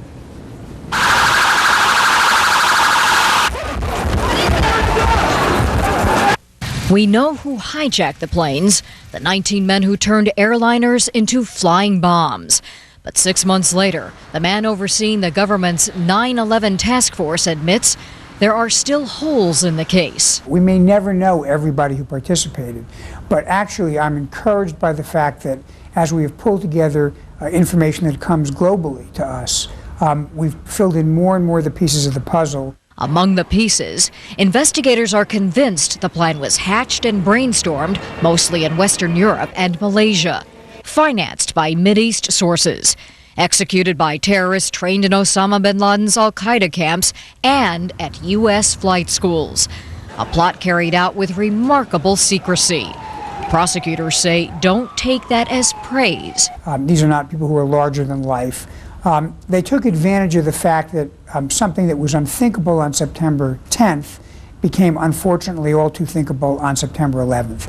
But in the last 6 months, only one person directly linked to the attacks has been charged in the U.S. Frenchman Zacharias Moussaoui. Moussaoui is charged with undergoing the same training, receiving the same funding, and pledging the same commitment to kill Americans. Authorities still don't know for sure whether Moussaoui was meant to be the 20th hijacker. In August, a flight school in Minnesota alerted the FBI Moussaoui was so inept and intent on flying jumbo jets across the ocean, one instructor wondered whether he intended to use one as a bomb. He was jailed on immigration charges a month before the attacks. But the FBI, despite suspicions, learned nothing more. But who else was involved? Investigators say they linked Moussaoui and the hijackers to a money trail leading to the United Arab Emirates and on to Pakistan. Investigators believe hijacking ringleader Mohammed Atta's former roommate in Hamburg, Germany, Ramzi bin al-Shibh, was a paymaster. He and others have been charged as co-conspirators on international warrants. But we don't know if they're dead or alive, whether they're buried in the rubble in Afghanistan, or whether unknown 9/11 Confederates are hiding in plain sight. The 4,000 agents that are still assigned to portions of the investigation are still following leads to determine whether or not there are any associates, financial supporters or others that are in the United States. But while the FBI's 911 case is not closed, sources say those U.S. leads have virtually dried up. The focus has shifted to Germany and other parts of Western Europe. The FBI's primary mission now, preventing another September 11th. We're not so much focused on making a criminal case as we are trying to understand what our national security risks are and then how we can harden American and our vital interest around the world from future hits. Using national security as justification, the Attorney General rounded up more than 1,000 mostly Middle Eastern men last fall. 6 months later, hundreds remain behind bars. The Justice Department won't reveal most of their names. Civil rights activists are suing. In a country that really prides itself on due process of law and on civil liberties, it's just indefensible. After September 11th, America also found itself vulnerable to biological warfare.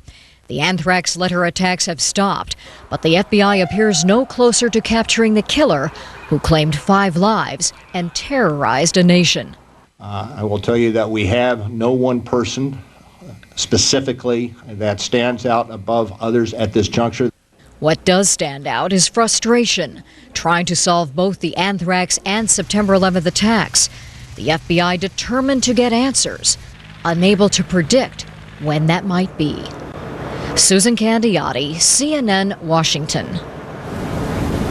Joining us now to talk about the September 11th investigation in Boston, Juliette Kayyem. She's a professor at Harvard University's Kennedy School of Government and a former member of the National Commission on Terrorism. And in Wilmington, Delaware, Lou Shaliro, before retiring, he was the assistant director of the FBI's New York office. Thanks very much for joining us, both of you. Juliette, I want to start off with you. As Susan Candiotti pointed out in her piece, only one person directly linked to the 9/11 attacks is in custody, Zacarias Moussaoui. He's the only one who's been charged in the U.S. 6 months after this horrible incident, is the investigation on track? Probably not, or I guess, standing from the outsides, we need to put this in perspective. There's probably a lot of things that the FBI and the Department of Justice are doing that we're not hearing about, and we should give them the benefit of the doubt in that regard, disrupting cells, getting after people. But there's a lot of other things that seem a bit, I guess, nerve-wracking at this stage. I mean, nearly 6 months later, with still a couple hundred people being detained with no criminal charges against them, the interviewing of various people, these sort of broad brushes appear to have gone nowhere. And so then you have to ask yourself, well, where should we be concentrating our efforts? And it appears, as both the intro piece that you ran say and sort of what I've been talking to people down in D.C. about, it appears that a lot of those leads are not in America. They are in Western Europe, Latin America, and other places. So we should be expending all of our efforts on buttressing the law enforcement efforts of our allies, and maybe not even our allies, others, to try to catch people who were not only involved with September 11th, but of course are involved with financial underpinnings, with potential attacks in the future. So it's a mixed bag if we look at basically what's happening in America. Lou, let me bring in you. As you look at this investigation, what do you see? How do you think it's going? Well, I think certainly the first reaction of government and of course the FBI had to be to disrupt any potential acts both abroad and certainly in the United States. And I think for the most part they've been successful in being a disruptive influence to the Al-Qaeda organization. And I think that's critical. I think also as information is developed, both through Guantanamo Bay and from Afghanistan, further leads both domestically and internationally will be developed. Well, Lou, let me ask you, you were with the FBI. Of the 3 cases that are pending now, Reed, Walker Lynn, and Moussaoui, none of them can be said to be broken by the Justice Department. What's your assessment? How is justice doing in this? Well, I think you have to understand that the 19 defendants were killed in the attack. The object of this investigation has to be to determine who supported them, who would have let them have logistical support and finance this whole tragedy that occurred. This investigation, 6 months into it, is still relatively early. And again, I think as information is developed in Afghanistan and through interviews that are being conducted, I think further leads and perhaps further indictments will be obtained. But go ahead, Juliette. So, I mean, in this regard, I think Lou is right. And the war analogy sort of fails when you talk about law enforcement, because it's, law and making a case are sort of boring and methodical and kind of quiet, and we do things with the Canadians over the border, or we get information from someone. They're not these very public events. And so in that regard, there's all sorts of good things being done underneath the radar screen that will help us in satisfying sort of this law enforcement role, where I think maybe we might have erred is in these more public things, like the detention of 1,200, 1,500 people, or the interviewing of 5,000 Arabs or Muslims, that appear not only to sort of have made a lot of noise, but from the looks of it, don't appear to have done much. Lou, what do you think? Do you think the detaining of some 1,000 people within the United States has achieved anything? Well, I think certainly in reaction to preventing any potential acts, those people that were identified as having been here illegally, they did need to detain and certainly gather information as to their purpose for being into the United States. But again, I think, we have to be mindful of the safeguards. Obviously, they have access to the court system. I guess they're going to, institute some kind of litigation right now. And I think we have to let the process follow its course. All right, Lucilero, Juliet Kayyem, thanks very much for being with us tonight. In the last 6 months, we have learned more than we ever thought we'd know about Afghanistan, Al-Qaeda, and international terrorism. But the question is, have we learned enough to even guess what may come next? That is our focus when The Point returns.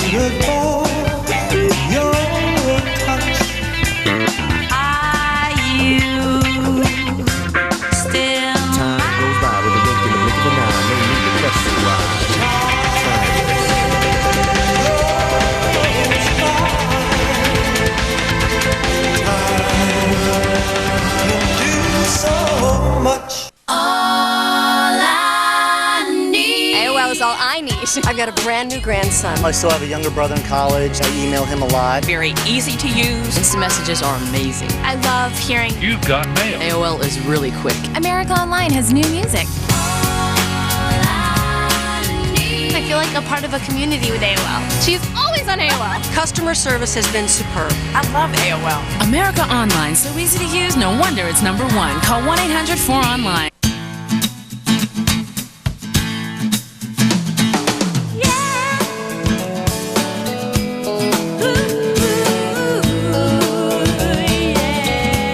Triple miles from participating airlines when you stay at any Choice hotel in the U.S. and the Caribbean. And you'll also get the chance to enter our 2 million mile giveaway. One lucky traveler will win 1 million miles, and 10 people will win 100,000 miles. Sounds like it's a good time to hit the road. For reservations, call 1-800-4CHOICE. You've all read this. Top Shelf Consultants. $2 million. Pure strategic thinking could put us years ahead. The board is psyched. I'm psyched. It's a brilliant plan. One question. Given our current technology, is this implementable? No. No. No. Strategies you can actually execute? No. Now there's a plan. Still psyched? She endured rape, murder, depression, and more. In a very rare interview, hear legendary singer Connie Francis tell her amazing story of tragedy and survival. Tonight, 9 Eastern on Larry King Live. Then, on a day of looking back, we'll also bring you the courageous stories of those moving forward, of people pulling together to rebuild their lives, plus a view of Ground Zero few have seen on a special news night with Aaron Brown, beginning at 9 Eastern on CNN tonight. Next, who's still out there waiting to strike? CNN's Mike Betcher looks at the continuing threat.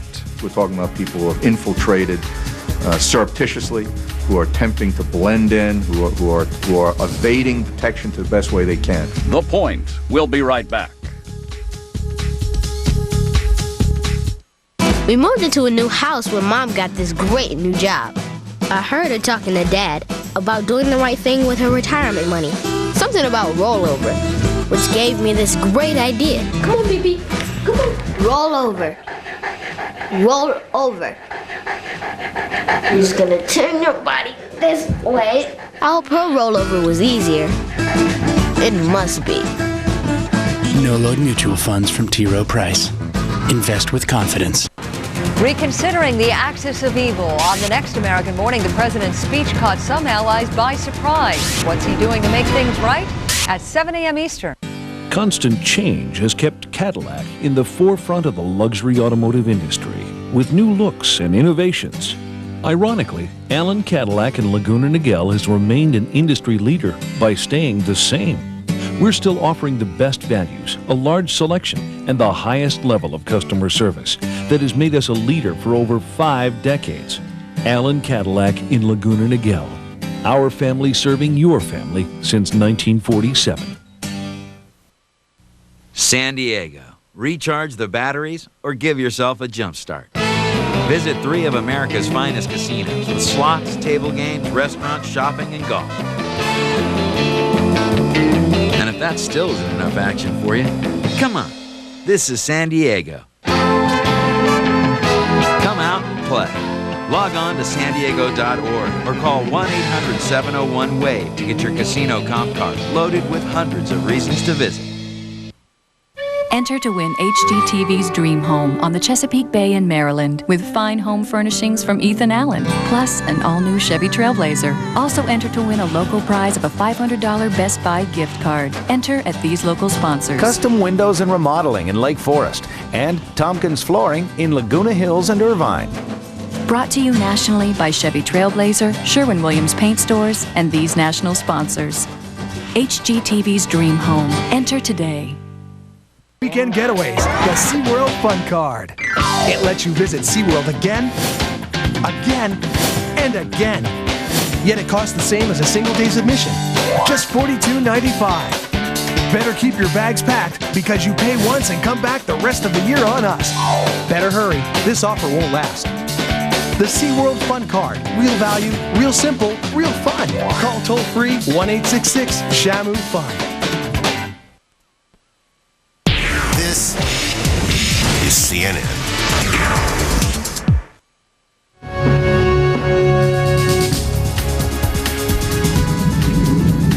And welcome back to The Point. After September 11th, Al-Qaeda, the Taliban, and Afghanistan quickly became the center of the bullseye in the war on terrorism. 6 months later, where else is the world aiming? We asked CNN national correspondent Mike Betcher for an update. From Earth orbit, a before and after glimpse. A complex of Al-Qaeda training camps before September 11th, and the same camps after U.S. bombs left them pockmarked, virtually erased. What was removed in Afghanistan from Al-Qaeda, in my view, was the elimination of their Fort Bragg or their Forder or National Training Center. Documents left behind after the rapid Taliban Al-Qaeda retreat provide clues to the intentions of those who escaped. In a small green book, notes of a student terrorist. To work in the cities, you need small, separate groups whose members do not exceed 4. It is preferable that these members be from the cities because moving in the cities, you need individuals who are accustomed to this type of life because cities are loaded with government spies. But what cities? In what countries? U.S. officials have been consistent in their warnings.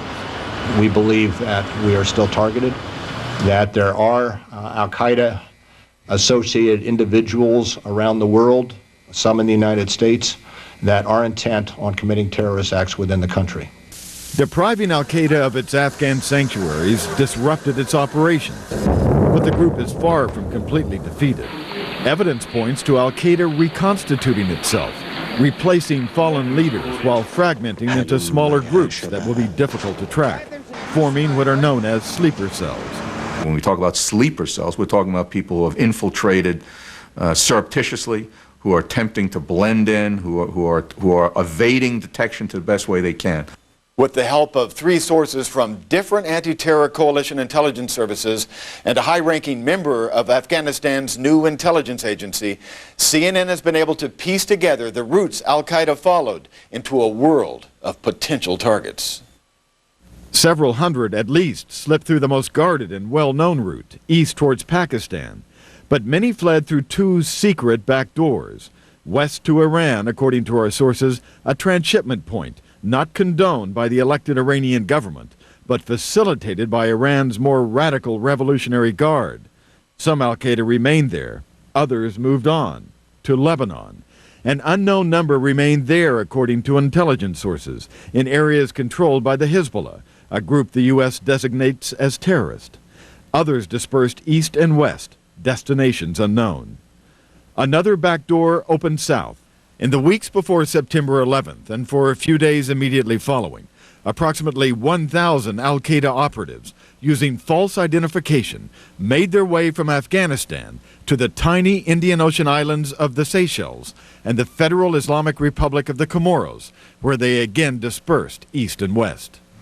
One Al-Qaeda cell was broken up in Singapore when its surveillance video of potential U.S. targets there was found by U.S. forces in an abandoned house in Afghanistan. And allegedly, suicide bomber Richard Reed was foiled in mid-flight.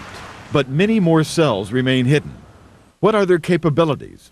Extensive, according to terrorism analysts, Al-Qaeda's 10-volume encyclopedia of jihad taught them assassination, bomb-making, and surveillance techniques. And CNN has obtained portions of a recent addition to Al-Qaeda's body of knowledge, an 11th volume devoted solely to manufacturing chemical and biological weapons from ingredients readily available to the public. In an abandoned Kabul, Afghanistan home used by Al-Qaeda's top bomb maker, CNN discovered more disturbing material. A document titled Super Bomb, a discussion of the process of making a nuclear device, but no evidence they ever succeeded.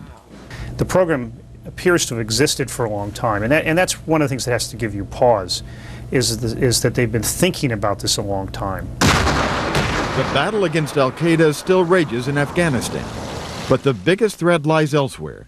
Virtually invisible opponents, well-trained, well-equipped, and well-motivated by a leader who himself has disappeared, Osama bin Laden, his face not seen since his last interview, when he vowed to press his battle inside America until victory, or until death. Mike Betcher, CNN, Atlanta. So journalist Eric Margulies, he of course is the author of War at the Top of the World, The Struggle for Afghanistan, Kashmir, and Tibet. And in California, UC Santa Barbara Global Studies professor Mark Juergensmeyer. His book is Terror in the Mind of God, The Global Rise of Religious Violence. Thanks very much for being with us this evening. Mark, I want to start off with you. How much of a threat does Al-Qaeda remain? Well, Al-Qaeda really needs three things to be successful.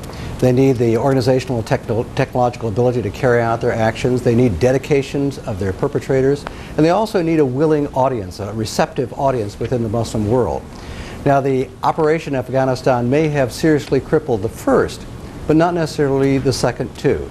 In fact, the perpetrators, those that still exist, probably are even more dedicated. And alas, as the Gallup poll recently showed in the Middle East, America's reputation, its identity as a kind of the great satanic power that Osama bin Laden said it was, has even risen in the minds of at least some people within the Muslim world. So alas, I'm afraid the ingredients are still there for further terrorist acts. Eric, how seriously do you take the threat from these sleeper cells? We are told Al-Qaeda is decentralized. We are told the groups are sometimes no more than 4 people. Are the sleeper cells real in your estimation? Well, they're small cells. Sleeper is maybe too dramatic a term for them. I don't think there are very many in North America, but there certainly are in Europe and the Middle East and Asia. But as I've been saying on this program since 9/11, Al-Qaeda is not the only anti-American organization that is operating in some of these attacks or planning attacks against the United States. The roots of Al-Qaeda are really in Egypt, not in Afghanistan. And there remain, particularly the Egyptian group, Islamic Egyptian Jihad, very dangerous group, very anti-American, opposed to American support of Egypt's government. And so by characterizing everything as Al-Qaeda and Osama bin Laden, the U.S. is making a mistake, I think, because it's not looking widely enough. And I want to make another comment about these notorious Al-Qaeda camps. I've been in some of them in Afghanistan. They were old Mujahideen camps from the Afghan War. And knocking those camps out was the least important part of fighting against potential terrorists. You could have trained these people in a parking lot in New Jersey, aside from the weapons training. They're urban guerrillas, and you have to look in urban centers, not in the mountains of Afghanistan. Mark, how much significance do you give Let me add to what Eric said, because he's absolutely right. And even Al-Qaeda is not the corporate network structure that we might like to think it is. Osama bin Laden is not the CEO of terrorism. And if you get rid of him, you by no means even disrupt the entire nexus of the Al-Qaeda network, which is a loosely affiliated structure of a lot of different groups after all. The group that was involved in bombing the 1993 bombing of the World Trade Center initially we thought had nothing to do with Osama bin Laden because it was rooted in an Egyptian group. Only later did we find through Ramzi Youssef the Osama bin Laden connections. Well, Mark, in your estimation then, where do we need to go next in this investigation? Where should the focus be? Well, there are different aspects of what we need to do in the war on terrorism. Investigation, of course, is part of it, and surveillance and the kind of vigilance that's necessary throughout the world, including in Europe and Spain, as well as in the Philippines and Indonesia. But we also need to address the roots of the problem within the Muslim world. America's involvement in trying to negotiate a peace settlement between Israel and Palestine, I think, would go a long way to undercut the potential support for such terrorist acts. Eric, how important do you think that is? I mean, how much does the equation change with the uptick in violence in Israel? Well, I think Mark has put his finger right on the problem. You know, you can't have a policy that's all stick and no carrot. It just, experience teaches us that doesn't work. These attacks were launched, in the words of bin Laden, saying there will be no peace in the United States unless there's peace in Palestine. And obviously Palestine, Saudi Arabia, and Iraq are the roots of this problem and the roots of Muslim hatred for the United States. The United States is now planning to go and launch military operations in Yemen and to invade Iraq, and they're talking about attacking Syria. Richard Pearl just said that recently, and they're in Georgia now planning to fight the Chechens. This is sure to arouse more anger and wrath against the United States rather than less, and to provoke more terrorist attacks in the United States and against Americans abroad. That's an interesting point, Eric. I'm afraid we're going to have to end it there. Eric Margulies, Mark Juergensmeyer, thank you very much for being with us this evening, adding your points to the view. And The Point will be right back.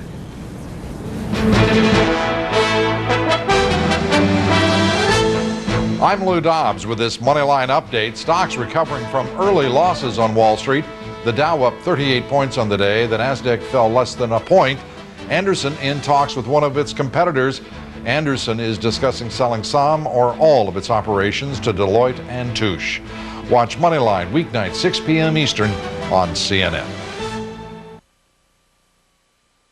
Moneyline Update is brought to you by Dreyfus. You, your advisor, and Dreyfus working together to achieve your financial goals.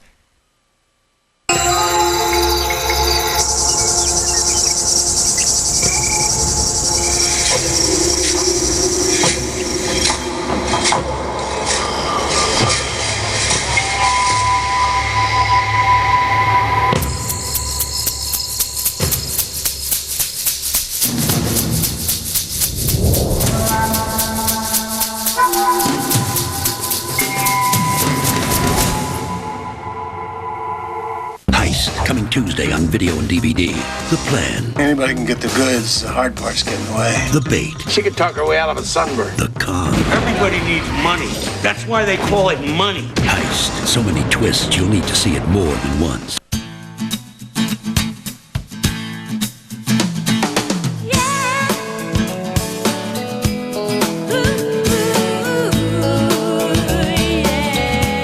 Triple miles from participating airlines when you stay at any Choice hotel in the U.S. and the Caribbean. And you'll also get the chance to enter our 2 million mile giveaway. One lucky traveler will win 1 million miles, and 10 people will win 100,000 miles. Sounds like it's a good time to hit the road. For reservations, call 1-800-4CHOICE.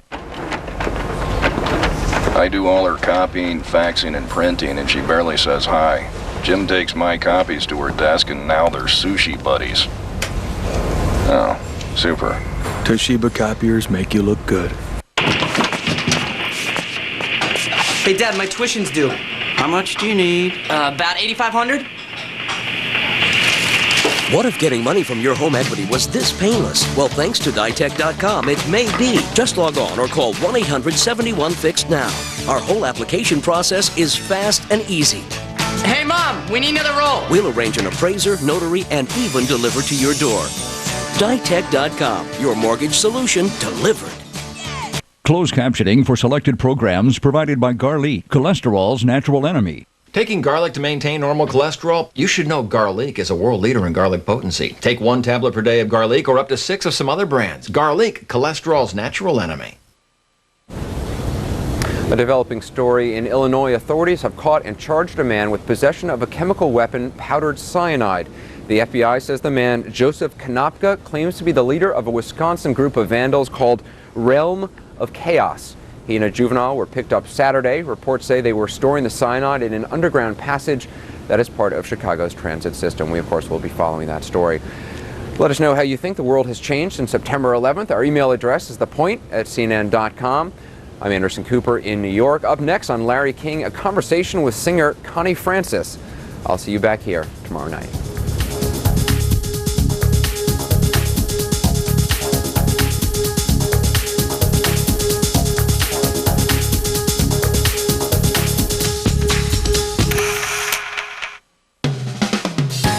Tonight, before Madonna or Britney, there was Connie Francis. But after chart-topping triumphs, heartbreaking tragedy.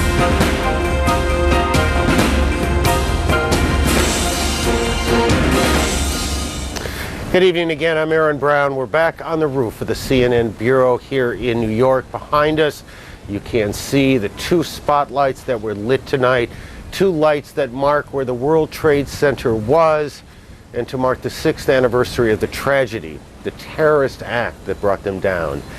6 months is not very long, but it is long enough for the sharpness of the pain of September 11th to be replaced by a dull but constant ache of what happened and what was lost. Time, even 6 months, offers us perspective. We can see some things more clearly. But for good or ill, perhaps both, time makes it easier, or possible even, to forget the worst and move on. This program tonight is not the program we generally do here. No whip tonight, no headlines, not much news of day really. It is not about the big issues, not about public policy or war plans, not about polls and politics and popularity ratings. It is about people we've met, lives that have been changed, struggles that go on each day. It is about what time has changed and what it can't. Over the next hour, and we hope you'll stay with us till the very end of it, which will be a reading by the actress Mary Tyler Moore, and it is about as powerful a piece as we've ever seen or aired. But the hour is short on the big picture, as we said, and long on the little pieces that make the big picture come alive. The firemen in Brooklyn. You will laugh with them and cry with them. We'll take you to one of the poorest places in our country to make the point that no place, not one, was spared the tragedy of 9/11. It is not a maudlin trip we take tonight, but it's not an easy ride either. And it begins with two people you will recognize, though you won't know their names. Both were captured by still photographers in those first hours or so after the plane struck. Their images were frozen in time, but their lives were not. There's John McGuire, one of the men who helped carry out the body of Father Michael Judge, the fire department chaplain. John was at the head of the line, the one non-firefighter in the shot. The photographer here was Shannon Stapleton of the Reuters news agency. And then there is the woman known to many simply as the Dust Lady. She has a name, of course, Marcy Borders, an image caught by freelance photographer Stan Honda, a picture he sold to Newsweek magazine. And we begin with Marcy's story. I got to like 8:40, and it was just the beginning of the day. Like, I'm right before my computer was turned on. You knew that something's going on because every other floor underneath you is trying to get on the stairwell at the same time. That's when it just caught me, the debris, and it just like threw me on all fours and like buried me. You cannot hear the chaos, but it is there, as is the panic. All of it wrapped in a nearly golden glow, covered in smoke and soot. The photograph taken, Marcy Borders, 9/11, frozen in time. She is 28, from Bayonne, New Jersey, the mother of a 9-year-old daughter, a former legal assistant for the Bank of America, once headquartered on the 81st floor of the North Tower. After she escaped from the tower that morning, there was a brief chance encounter with a photographer. I mean, it wasn't like, it was one of the best images you would want to view out in the world. You know, it's not like, you know, just looking at it just shows like how much fear, like, you know. The fear since 9/11 has never left. 6 months has changed nothing. Her refuge is her 2-bedroom home. And across the water from Bayonne, a distant view, lies Lower Manhattan. Marcy Borders has not gone back to work, nor has she returned even once to the city. She is a prisoner of September 11th. I'm still on 9/11. I can't get it out of my head, and I wish... Oh, Lord, I just wish that I could just have a peace of mind, like, you know, like, my brain is so packed, you know what I'm saying? Like, when I tell people, They're like, what's wrong? I'm like, I just got so much on my brain. Like, you know, they don't understand that it's not them or... And I know everybody has life situations. There's some people who wake up with no cure to their disease, but at the same time, I just have a lot on my brain, and I've never had so much on my brain. It started like any other day for me. I left for work a little bit earlier than usual. I just remember it being a very beautiful day, probably one of the best days of the year. And I was thinking about what can I do? I have this military experience, I have some first aid experience. Maybe I can go up there and possibly do something to try to help someone. Like, I'm not married, I don't have kids. And I basically said, I don't know if I could live with myself if I don't try to go do something. The next thing I know, I see the doors open, they're bringing a body out, and they had some tables and chairs. And 5 men were trying to, struggling to try to pick up the chair. And that turned out to be Father Judge. This is John McGuire, a graduate of West Point, and for the past 2 years, an employee at Goldman Sachs 5 blocks from the World Trade Center. While others were fleeing the burning towers, McGuire was rushing in. 28 years old, his moment, his decision, captured on film just after the South Tower collapsed. And, I can just remember the ground being very difficult to walk on. At a couple of points, Father Judge's body slumped forward, so we had to stop, and regroup and, make sure that our grip was sufficient enough to carry him. Father Michael Judge, a fire department chaplain for 9 years, died on the job. The photograph tells just a part of the story. For after aiding Michael Judge, McGuire went back to help, to rescue, to do something, anything, his moment still. I had been taught, duty, honor, country, service, selfless service to your country, a lifelong of selfless service. It just doesn't end when you're out of uniform. I think having that experience, I felt compelled to do what I did. 6 months and some treatment for nightmares later, McGuire still commutes to his lower Manhattan office. But as his New York-bound ferry docks each morning and he looks out, the day, the fear, the death, and the sorrow are relived again. It's definitely a constant reminder. It was such a dominating fixture in the New York skyline, and to have it gone, you sort of, I think it almost makes you lose your sense of where you are, because it was such a beacon and such a building where you could look up for, and you always knew sort of where you are in Manhattan. Those are just 2 of the people you'll be meeting tonight. Others to come, among them the men of Engine Company 205 and Ladder 118, 2 teams of firefighters who lost 8 brothers on September 11th. That's a little bit later. Up next, Ground Zero itself 6 months later. It has changed a lot since that horrible day 6 months ago. Some views you've never seen when Newsnight continues for the 11th of March.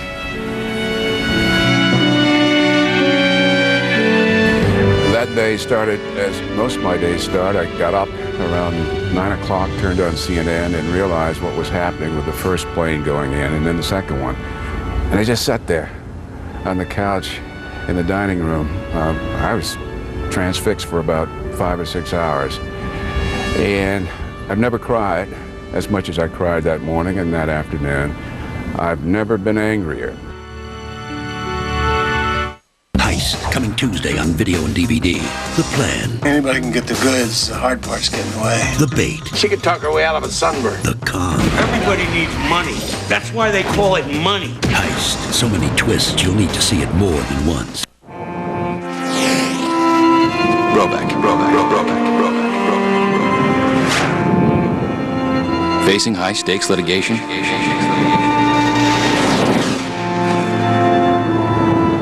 Who do the nation's leading consumer, technology, and energy companies turn to? Brobeck, the law firm, when your future is at stake.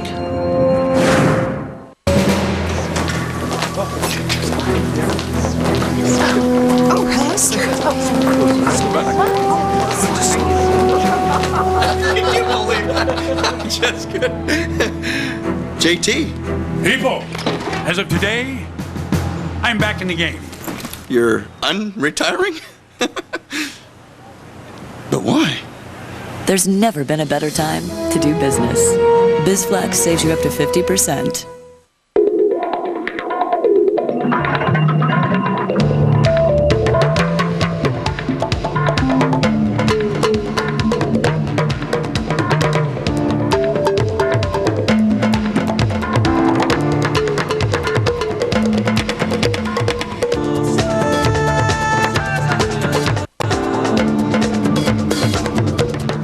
MDX with available navigation system and off-road tracking.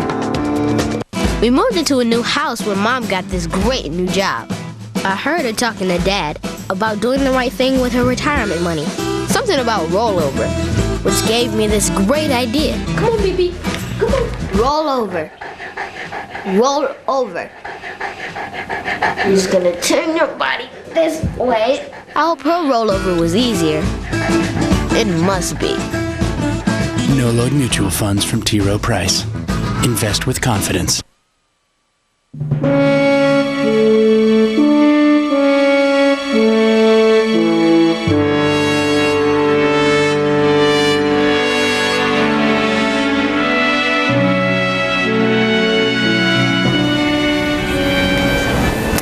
We said at the beginning, we'll say it again, this is a program about people, but for a few moments, it's about a place, and the place is Ground Zero. Thousands of tons of steel and debris have been removed from the site. Hundreds of bodies, however, still remain. And there are still places there, one along the north wall, another in the southeast corner where recovery teams expect, or perhaps it is hope, to find many more victims buried in the stairwells that have yet to be uncovered. We were down in the pit yesterday, a place where only workers have been allowed to walk before. And then we flew over the site last Thursday, a trip that was both the same and very different from a flight we made the first Sunday after the attack. This trip to Ground Zero begins that Sunday morning, back in September, and the report we filed minutes after getting off a Coast Guard chopper. When you get in the air, it unfolds in front of you.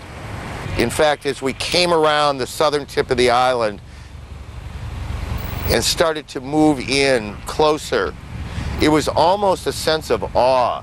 Awe at the audaciousness of the plan, awe at the evil brilliance of the plan,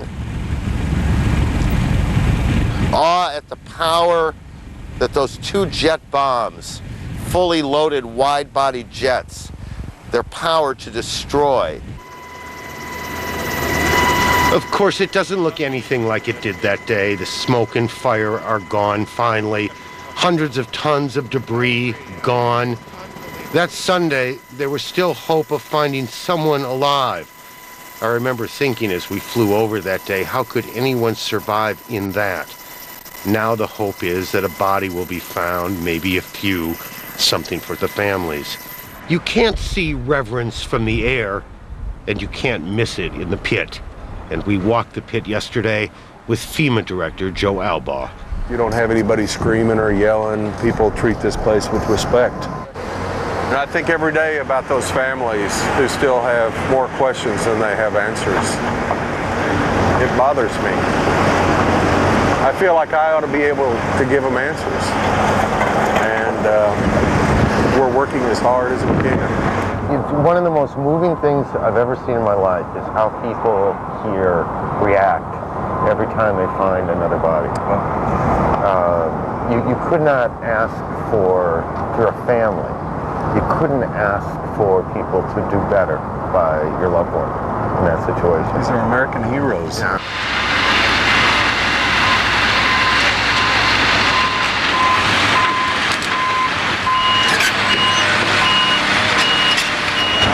find yourself seeing it as a construction site?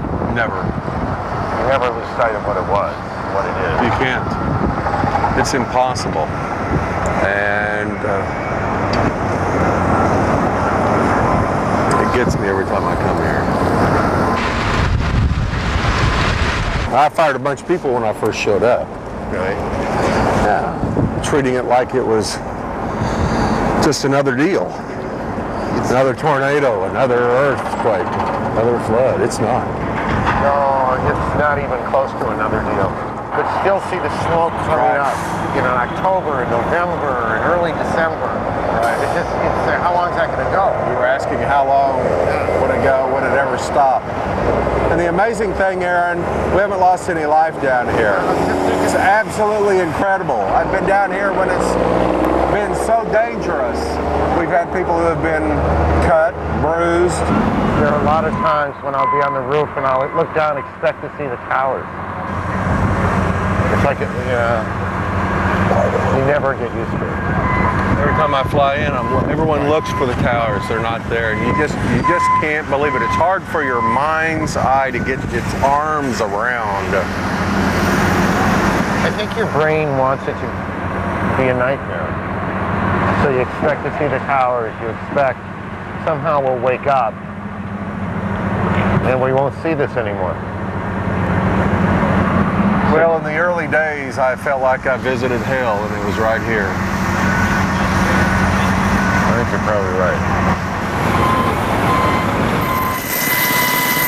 right. So it all looks different, and if this makes any sense, it all feels exactly the same. There is the same sense of audacity to plan such a tragedy, the same sense of evil brilliance that somehow pulled it off, the same sense of sorrow we felt that day, of lives lost, of lives shattered. Those feelings are no different. We're grateful to the Coast Guard, to Chief Brandon Brewer in particular, for the helicopter tour. The men and women of the Coast Guard are very busy these days around here, providing security to the port of New York, a very busy place. We owe them a lot, and we're very appreciative. They took some time out to give us a tour that we took the other day. We are also appreciative to Joe Alba and FEMA for their time yesterday. And in that regard, a quick note to pass along. The deadline to apply for federal emergency assistance has been extended to September 30th.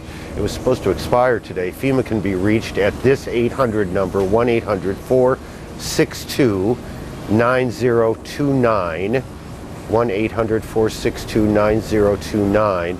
The reason it's been extended, 300 people a day, 300 are still showing up for help here in New York, help with the rent, help finding a place to live, help with emotional problems.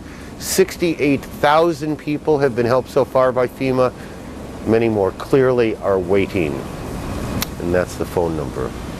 Coming up next on Newsnight, the survivors of a pair of fire units, Engine 205 and Ladder 118, and their 8 brothers who did not come home. On September 11th, I was training in Calgary, getting ready for the Olympics, and I called my father, and he said, "Have you turned on the TV?" I said, "No." And he said, "Both the towers in New York City have gone down," and I just couldn't believe it, you know. And 5 minutes later, I was at the university where I trained, and they pulled all the TV sets out all over the place, and you know, everybody was just watching in amazement, you know, and it just, I was just, you know, I knew people in New York and frantically trying to call people, and you know, it was just a very scary time, you know, and it was an attack on my friends, it was an attack on me, it was an attack on my country. New America Online version 7.0 is here. There's never been a better time to join. What are you waiting for? Call 1-877-265-0100 now for AOL's best offer ever. 7.0 is filled with a whole bunch of new stuff. No one has what AOL has. Call now and do things with new AOL 7.0 you could never do before. There's even more local information. News, weather, sports. Radio without any static. Right on my computer. 7.0 makes shopping easier. AOL is super fast. Call now and see how new AOL version 7.0 can keep you in touch with friends and family. I can be talking to a few people at the same time. All of a sudden, bing, you got your instant messages. You've got mail. It's fun getting email. You've got mail. Hers should say you've got lots of mail. Call now and see how easy it is to get started. Sign up over the phone and be online in minutes. 7.0 makes it even easier. Call 1-877-265-0100 now to join AOL and get a risk-free special offer for new members. It's our best offer ever. AOL is wonderful. America Online, so easy to use, no wonder it's #1. Reconsidering the axis of evil. On the next American Morning, the president's speech caught some allies by surprise. What's he doing to make things right?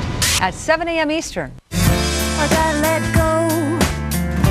Gotta leave this thing behind now that I found something new inside. Watch me now as I'm leaving you behind me. Realize it's time to dive and let me free.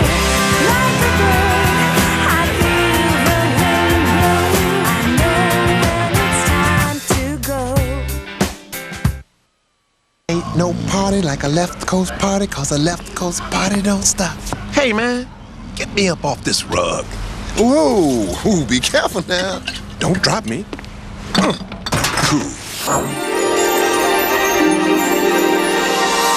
Ooh, check out the new me. Hey!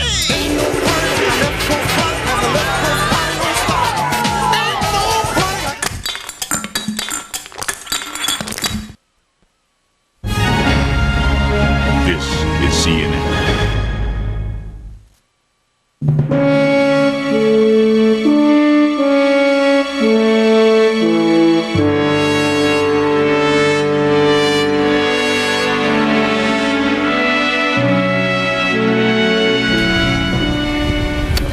No anniversary there, not ground zero tonight. A remarkable thing on the website for the New York City Fire Department.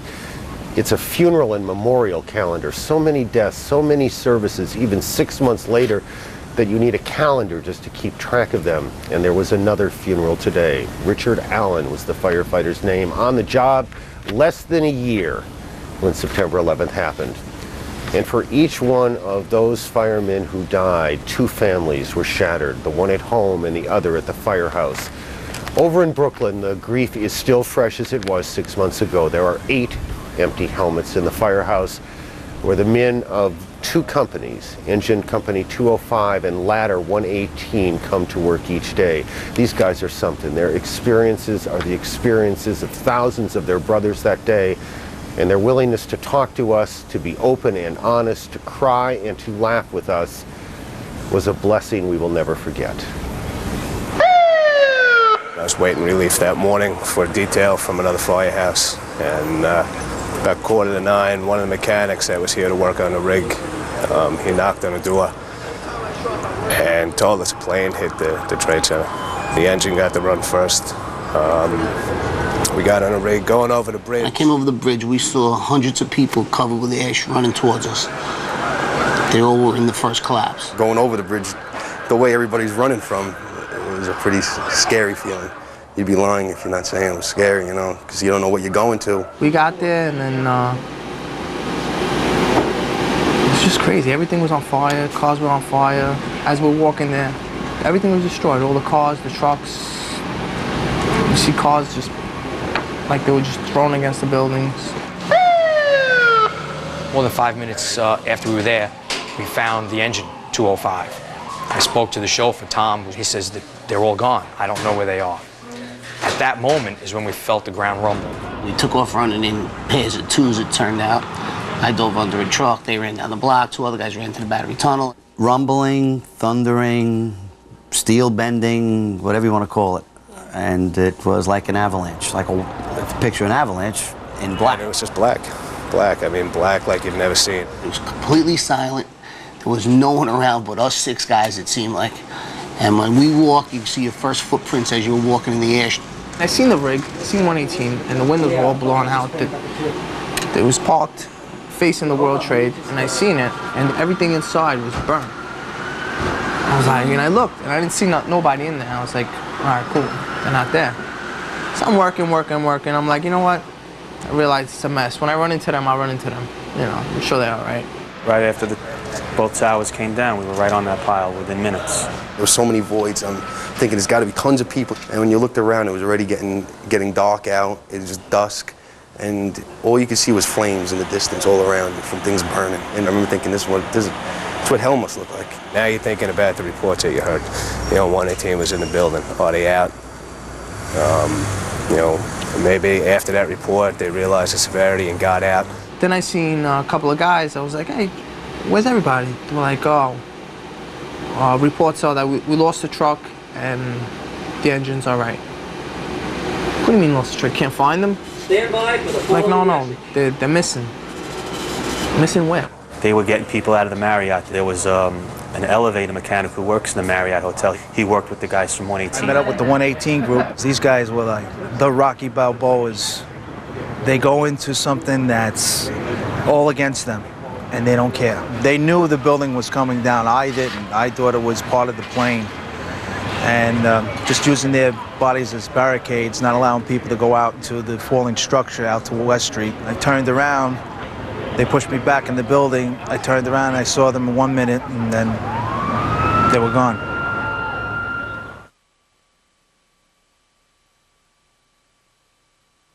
Do you think people see you differently? Without a doubt. Are you different? Has this changed you? As a person? Mm-hmm. Definitely. How? It feels like a piece of me has been removed. Like you say, we laugh and all that stuff, but the laughter is very short-lived, I think.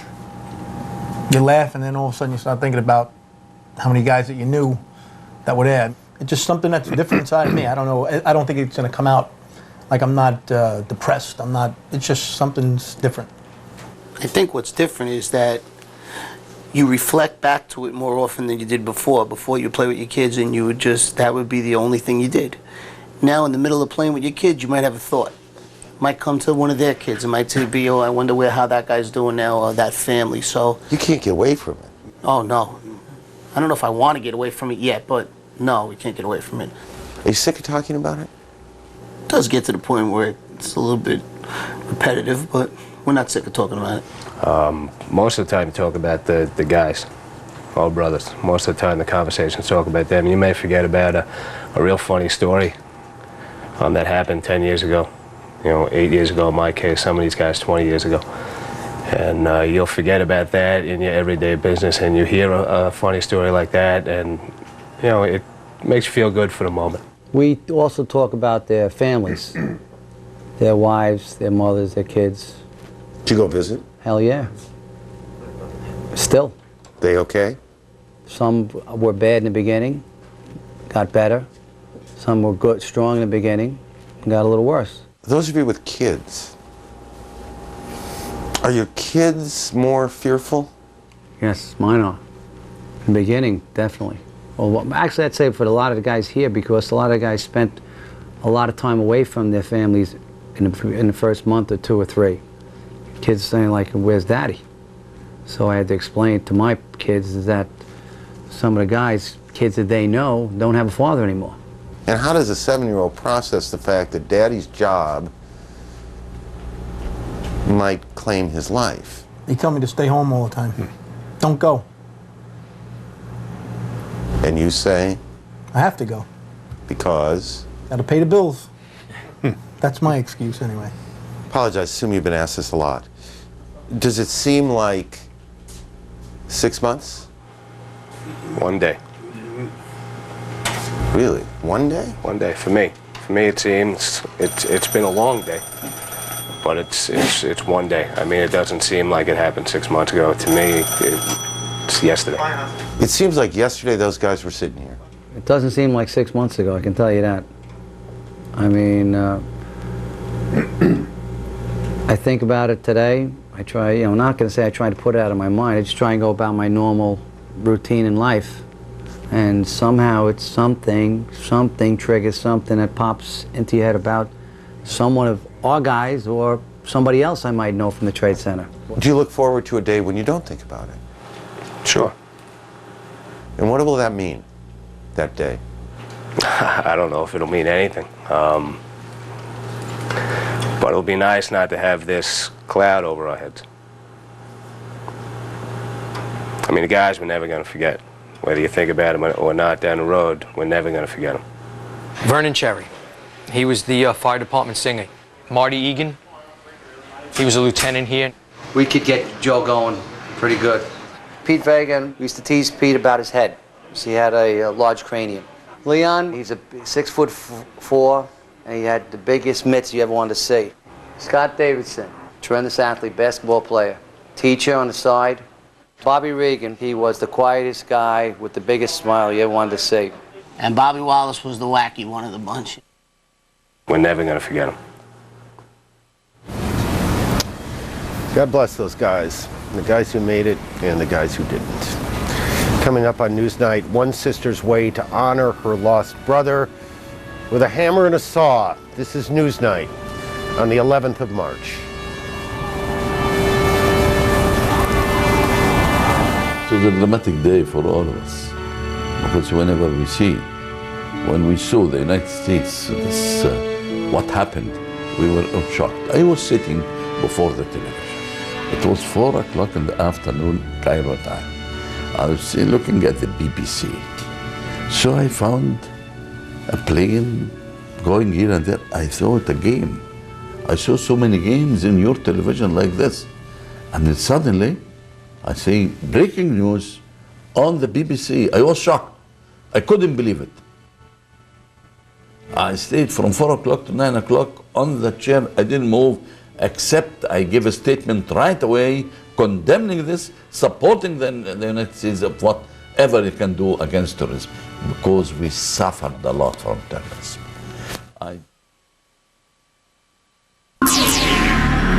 Who are these guys? They're a team. The difference between finishing first or last. At Oppenheimer Funds, every member of our global team brings their own expertise. Working together, they've helped Oppenheimer Global Fund beat 98% of its competition over the past 5 years. Oppenheimer Funds, the right way to invest. When reviewing the Lexus LS430, Automobile Magazine said, "No car in this class has more inviting leather, a more comfortable ride, a superior stereo, or a more logical navigation system." Perhaps this is why, for the second year in a row, Automobile Magazine has named the LS430 the best luxury car over $40,000. To its owners, it's the best luxury sedan in the world. The LS430 at your Lexus dealer.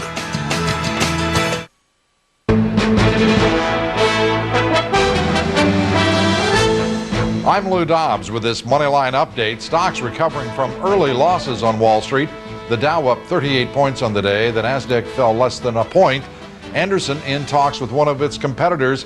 Anderson is discussing selling some or all of its operations to Deloitte and Touche. Watch Moneyline weeknight 6 p.m. Eastern on CNN.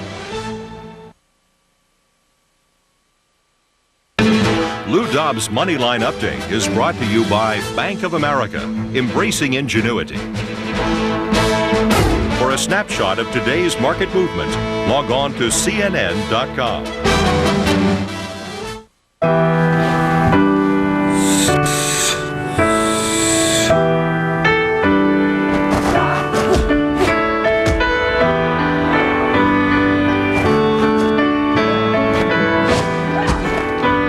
What is possible? Does achievement discriminate? Or does it open its doors to everyone?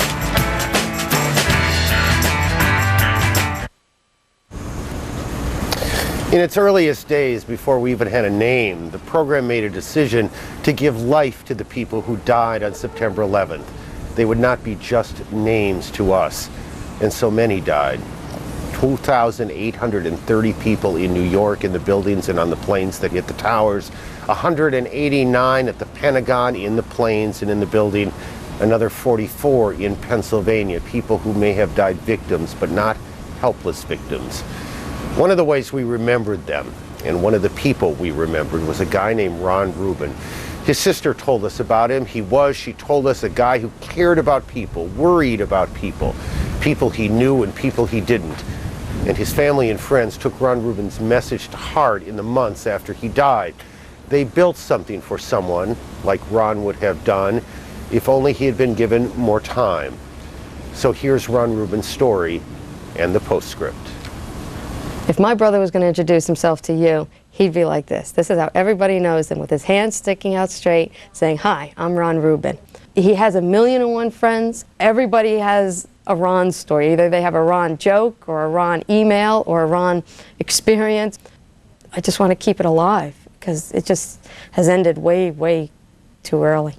Ronnie gave so much back. I mean, he gave to every cause. He donated. He got his first bonus from his first employer. He took that bonus and bought holiday presents and donated them to all the hospitals. That's just how he was. He was never too busy to be involved in all of our lives. I feel the need to turn this negative situation into a positive. I have to show my daughter and my nieces and nephew and all the other kids that something good somehow can come out of this. If I could get him back for 1 minute and tell him how many people he really did touch and how many people's hearts he really, really did. And I hope that would make him happy because he has touched so many people. And I don't think he ever realized that. And that's why I think it's so important that we do something to make sure that he stays involved forever.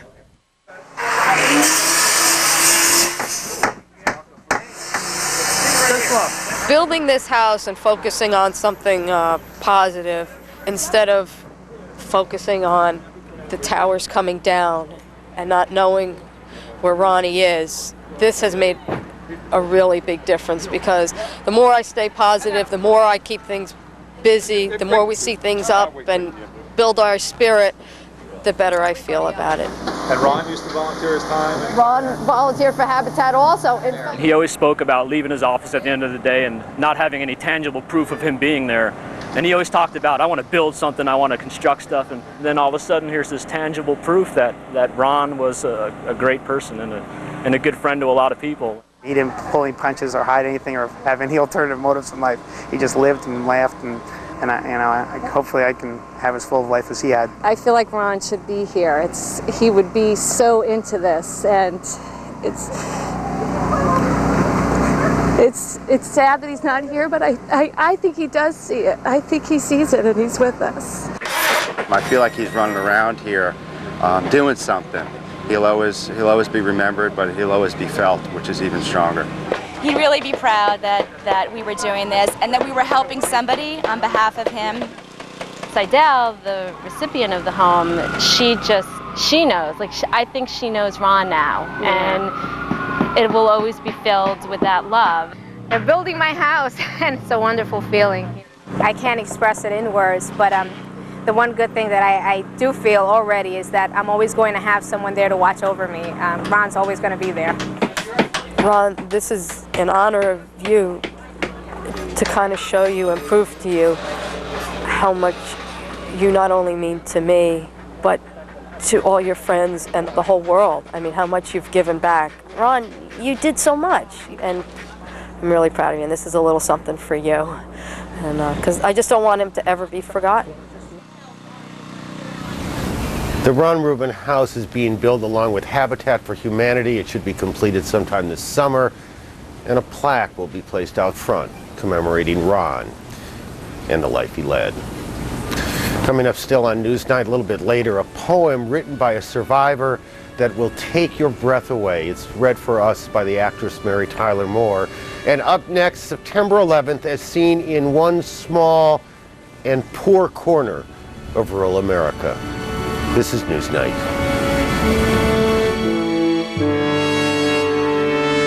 You have emotions of fear and anger. Oh, I was mad. And simply for the people there, just disbelief, couldn't believe it. You know, how can anybody attack the United States and kill innocent people?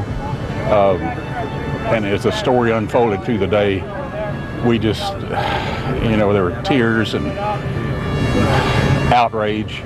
I was ready to go to war right then. If I could have done anything, I would have done it in a minute, a New York minute, if you will.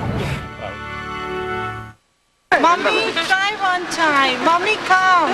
No. Come, hold my hand and come. With a little expert advice from us, this working mom is protecting 3 generations of people she loves.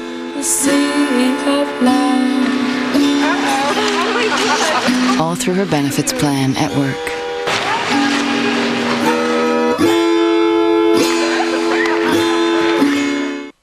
This is Jessica on Tuesday afternoon.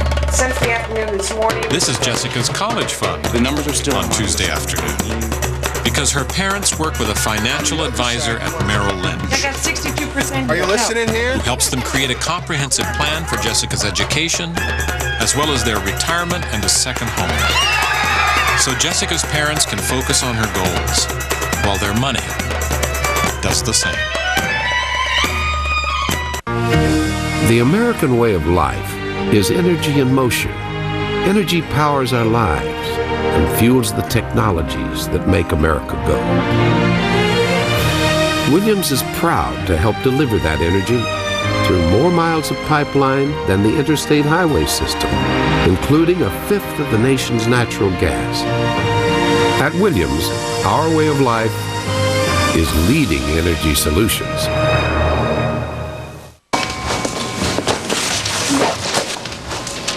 Honey, how much money did the contractor say he needed? $7,500. What if getting money from your home equity was this painless? Well, thanks to Ditech.com, it may be. Just log on or call 1-800-71-FIXED now. Apply to refinance and get cash out for home improvements or anything else. We'll arrange an appraiser, notary, and even deliver to your door. Ditech.com, your mortgage solution delivered. For the first time on network television, uncut with limited commercial interruptions, a special USA movie event. All right! Adam Sandler is Big Daddy. I wet my bed. No! Will somebody get the kid a Happy Meal? You like that, huh? You think that's funny? Big Daddy premieres Sunday at 7, 6 Central. You guys wear the same size t-shirt. On USA. In this program about people, here are 3 more. They share a connection to 911 by their occupations and by where they were on that day, the 11th. One is a flight attendant, another a firefighter, another a businessman, and they're all coming to grips with what they saw and what they felt and what they are still experiencing now. We said it at the beginning, 6 months just isn't very long. Here's CNN's Candy Crowley. This is a special security announcement. As soon as planes were back in the air, flight attendant Christy Barrett was on the job tending to passengers. I was prepared to be there for them. I was not prepared for how concerned they were for me. I put your gear up there. Arlington County firefighter Harry Brady spent hours and hours over days and days pumping water onto the Pentagon. What he has always done in some fashion, seen differently now. For a while there, I couldn't go to a restaurant without somebody buying me lunch, or, it was sort of like you were a rock star. Consultant Roy Bell was on the elevator at the 78th floor of Tower 1, headed up for an 8:45 meeting when the plane hit the building. The initial euphoria at having survived has given way now. He confronts not the kindness of strangers, but the strangeness of himself. I've been very, very angry. It's getting increasingly worse. Matter of fact, Things are different now in ways both large and small, both precise and undefined. wake up in the morning and it takes a few seconds before you realize that it's not the same, that things are different, and that there's an empty feeling. Only 2 people on that elevator survived. Bell suffered 2nd and 3rd degree burns. 3 surgeries later, there are no noticeable scars until he talks. You get in the shower and you just put, you push those feelings away and say you're going to charge, you're going to go out there, you're going to have a good time, you're going to sell stuff, you're going to be successful, you're going to have a great dinner someplace tonight, and maybe there's no tomorrow. Farther from ground zero, the emotional blowback is not gale force, but the change is real. Not so much things changing, but people. The same job, now wholly different. You also have this feeling of, I'm definitely in charge of this life or death situation now. We have to go on a call. Arlington County's oldest firefighter, Brady has seen a lifetime of death and fire and destruction, but this is a new marker. it's sort of a reference point in your life, like getting married or having a child, but it's, you know, it's a reference point. It's always, the rest of your life it'll be before 911 or after 911. And Roy Bell is back at work and back in therapy, wrestling with himself and all that used to be familiar. Like yesterday, I was, taking the ferry over to work, and a huge tanker went by. I said, geez, that could be the dirty bomb, which we read about in the Times every day. I'm trying to stay away from media, you guys. And he is coping, finding comfort in the everydayness of life. Focusing on the Yankees, Big East basketball, and my job, my wife, my dog, my beach house, surfing, playing golf, living, having fun. Candy Crowley, CNN, Washington. We never thought of 9/11 as a New York story or a Washington story.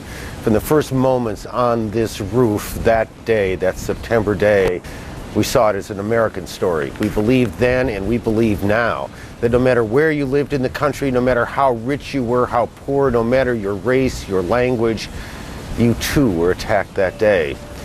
Far from the glitz and the noise and the bright lights of New York are some of the poorest people in America. They live in the hills of eastern Kentucky. And at first you think of them as storybook characters, thick accents and powerful moonshine. But they are your countrymen, and they were attacked too. Here's CNN's Serena Alchol.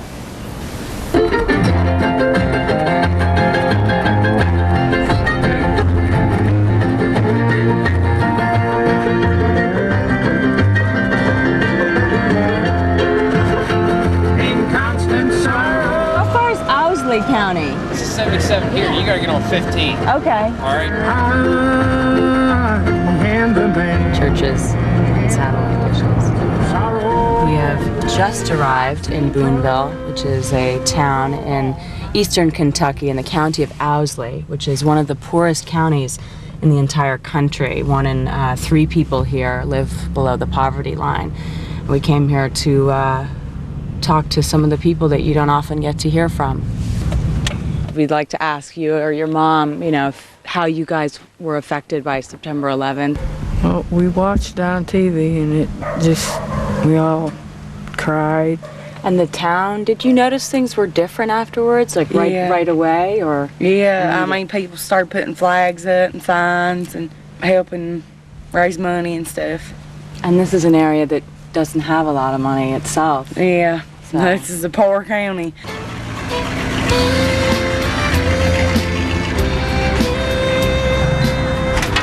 You definitely see a lot of poverty in this area, but one of the things you can't miss, the flags on the cars and on the doors. So we're going to head in here and try and talk to these guys. Have you always had electricity and running water? And No. When I was up, I didn't get electricity till I was about 6-year-old. Then when we got it, I thought I was in heaven. Yeah. Have things changed for you since September 11th? Do you notice? Not really. Not the same. What about making a way, making a living? It's not gotten a little tougher? Just a little bit, but it's always been rough around here, though, so... Is that right? Yeah. From there, we stopped by the local music store to see how business was affected by September 11th. It's warm in here. You guys have your stove going. Yeah, we got our pot belly going. Nice. It gives off a lot of heat. Was it busier before Yeah, business was doing pretty good, then it just fell off. This just died. I've sat here all month and sell a couple sets of strings and that'd be it. I've had several people to buy the American straps that normally they wouldn't buy, So it's been a pretty good seller, to bring in a little change, Then we drove further into the countryside where the ripples of September 11th could be felt even at a local farm. So you know most everyone around here? Yeah, but everybody knows everybody around here. So all of these horses are for sale? Yep. How are sales right now? Decent. Yeah. They fell off some. Since September 11th? Yeah, a lot of people ain't coming in from out of state buying right now. Mm-hmm. Some days you trade 4 or 5 times, some days you don't trade nary. She's gonna lay an egg up there. She's going to its nest. Then I was offered some mountain hospitality. What is it? It's moonshine. Okay. Take you a little taste. That's very strong. That's good. Back in town, we went to what used to be the county jail. This is a food bank where people can come every week to pick up a box of food that they're just given to help them live. We've got this lunch meat, and we've got hot dogs. Food program here, it helps people out a lot. This is the main food room? Yeah, this is the main food room where we store things, and we make boxes. Used to be the detention Well, this used to be the jail. Here, volunteers are coping with problems that existed long before September 11th. What sort of stuff do you pick up? Beef stew, chicken and dumplings, rice, a number of things. We followed Sarah back to her trailer, which has no running water. But it was her September 11th journal that she wanted to share with us. Residents of the county were all in shock as the acts of terrorism was felt here as throughout the world. Many people stayed home listening to their TV and radios and news all day for information on the attack. And before we left, Sarah's father offered up one of his favorite songs. I'm hoping and I'm praying that my heart breaks right in two. I'm walking the floor over you. They say that Owsley County is the most poverty people of, anybody. But we probably got the most spirit of anybody, too.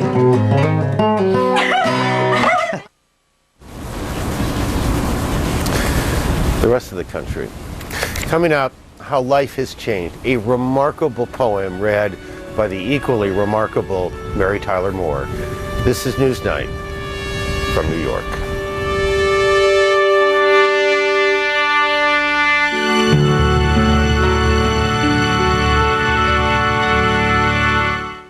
Hello, Moto.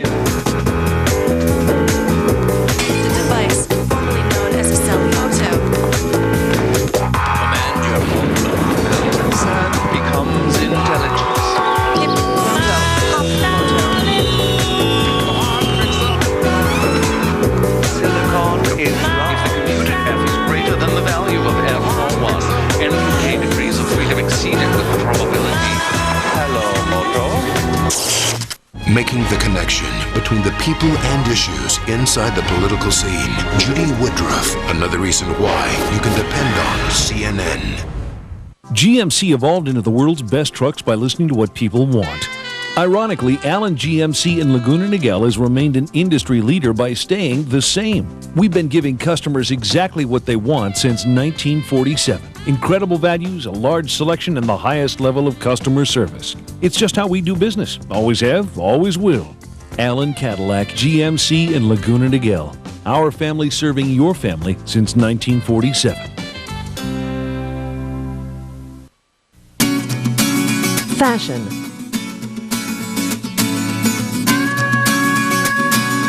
Furnishings.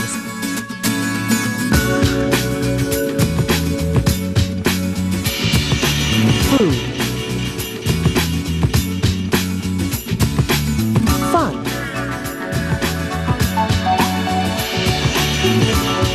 Day or night, the marketplace. We've got it all. I-5 at Jamboree. Iron Chef! The Challengers. The Iron Chefs. And the battle for the ultimate honor. Experience the spectacle, the pageantry, the wonder that is Iron Chef.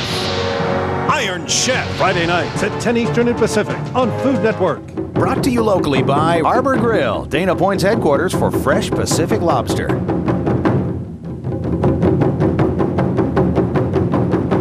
It's an extraordinary kitchen.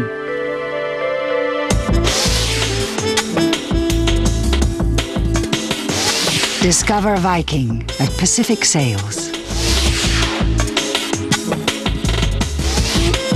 Viking and Pacific Sales. Let your imagination run wild. Pacific Sales Kitchen and Bath Centers throughout Southern California. This is CNN.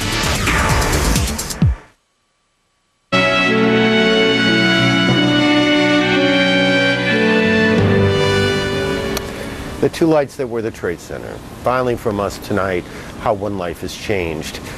We're going to dispense with the big wind-up for this piece. It is so powerful on its own that we don't think any description from us could make it better or do it justice.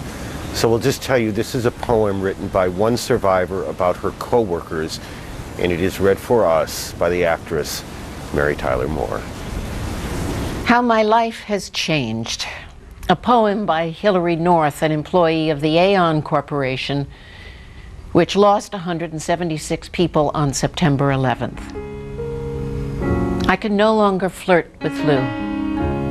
I can no longer dance with Myra. I can no longer eat brownies with Suzanne Y. I can no longer meet the deadline with Mark. I can no longer talk to George about his daughter. I can no longer drink coffee with Rich. I can no longer make a good impression on Chris. I can no longer smile at Paul L.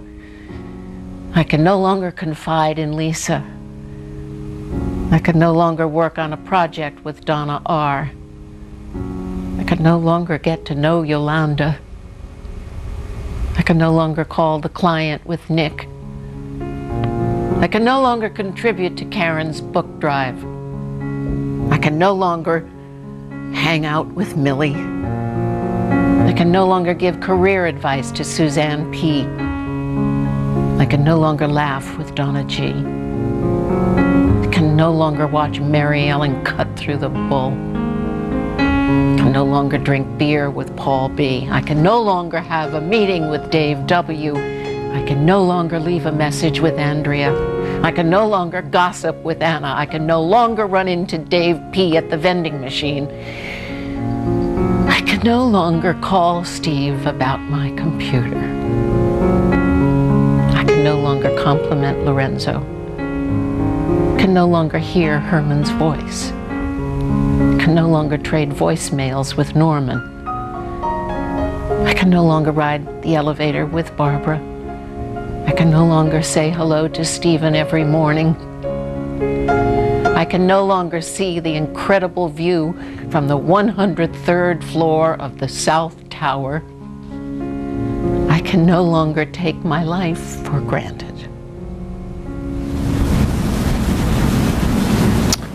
Someday we'll understand all of this better. Someday. That's our report for tonight. For all of us at Newsnight, thank you. We'll see you tomorrow from New York.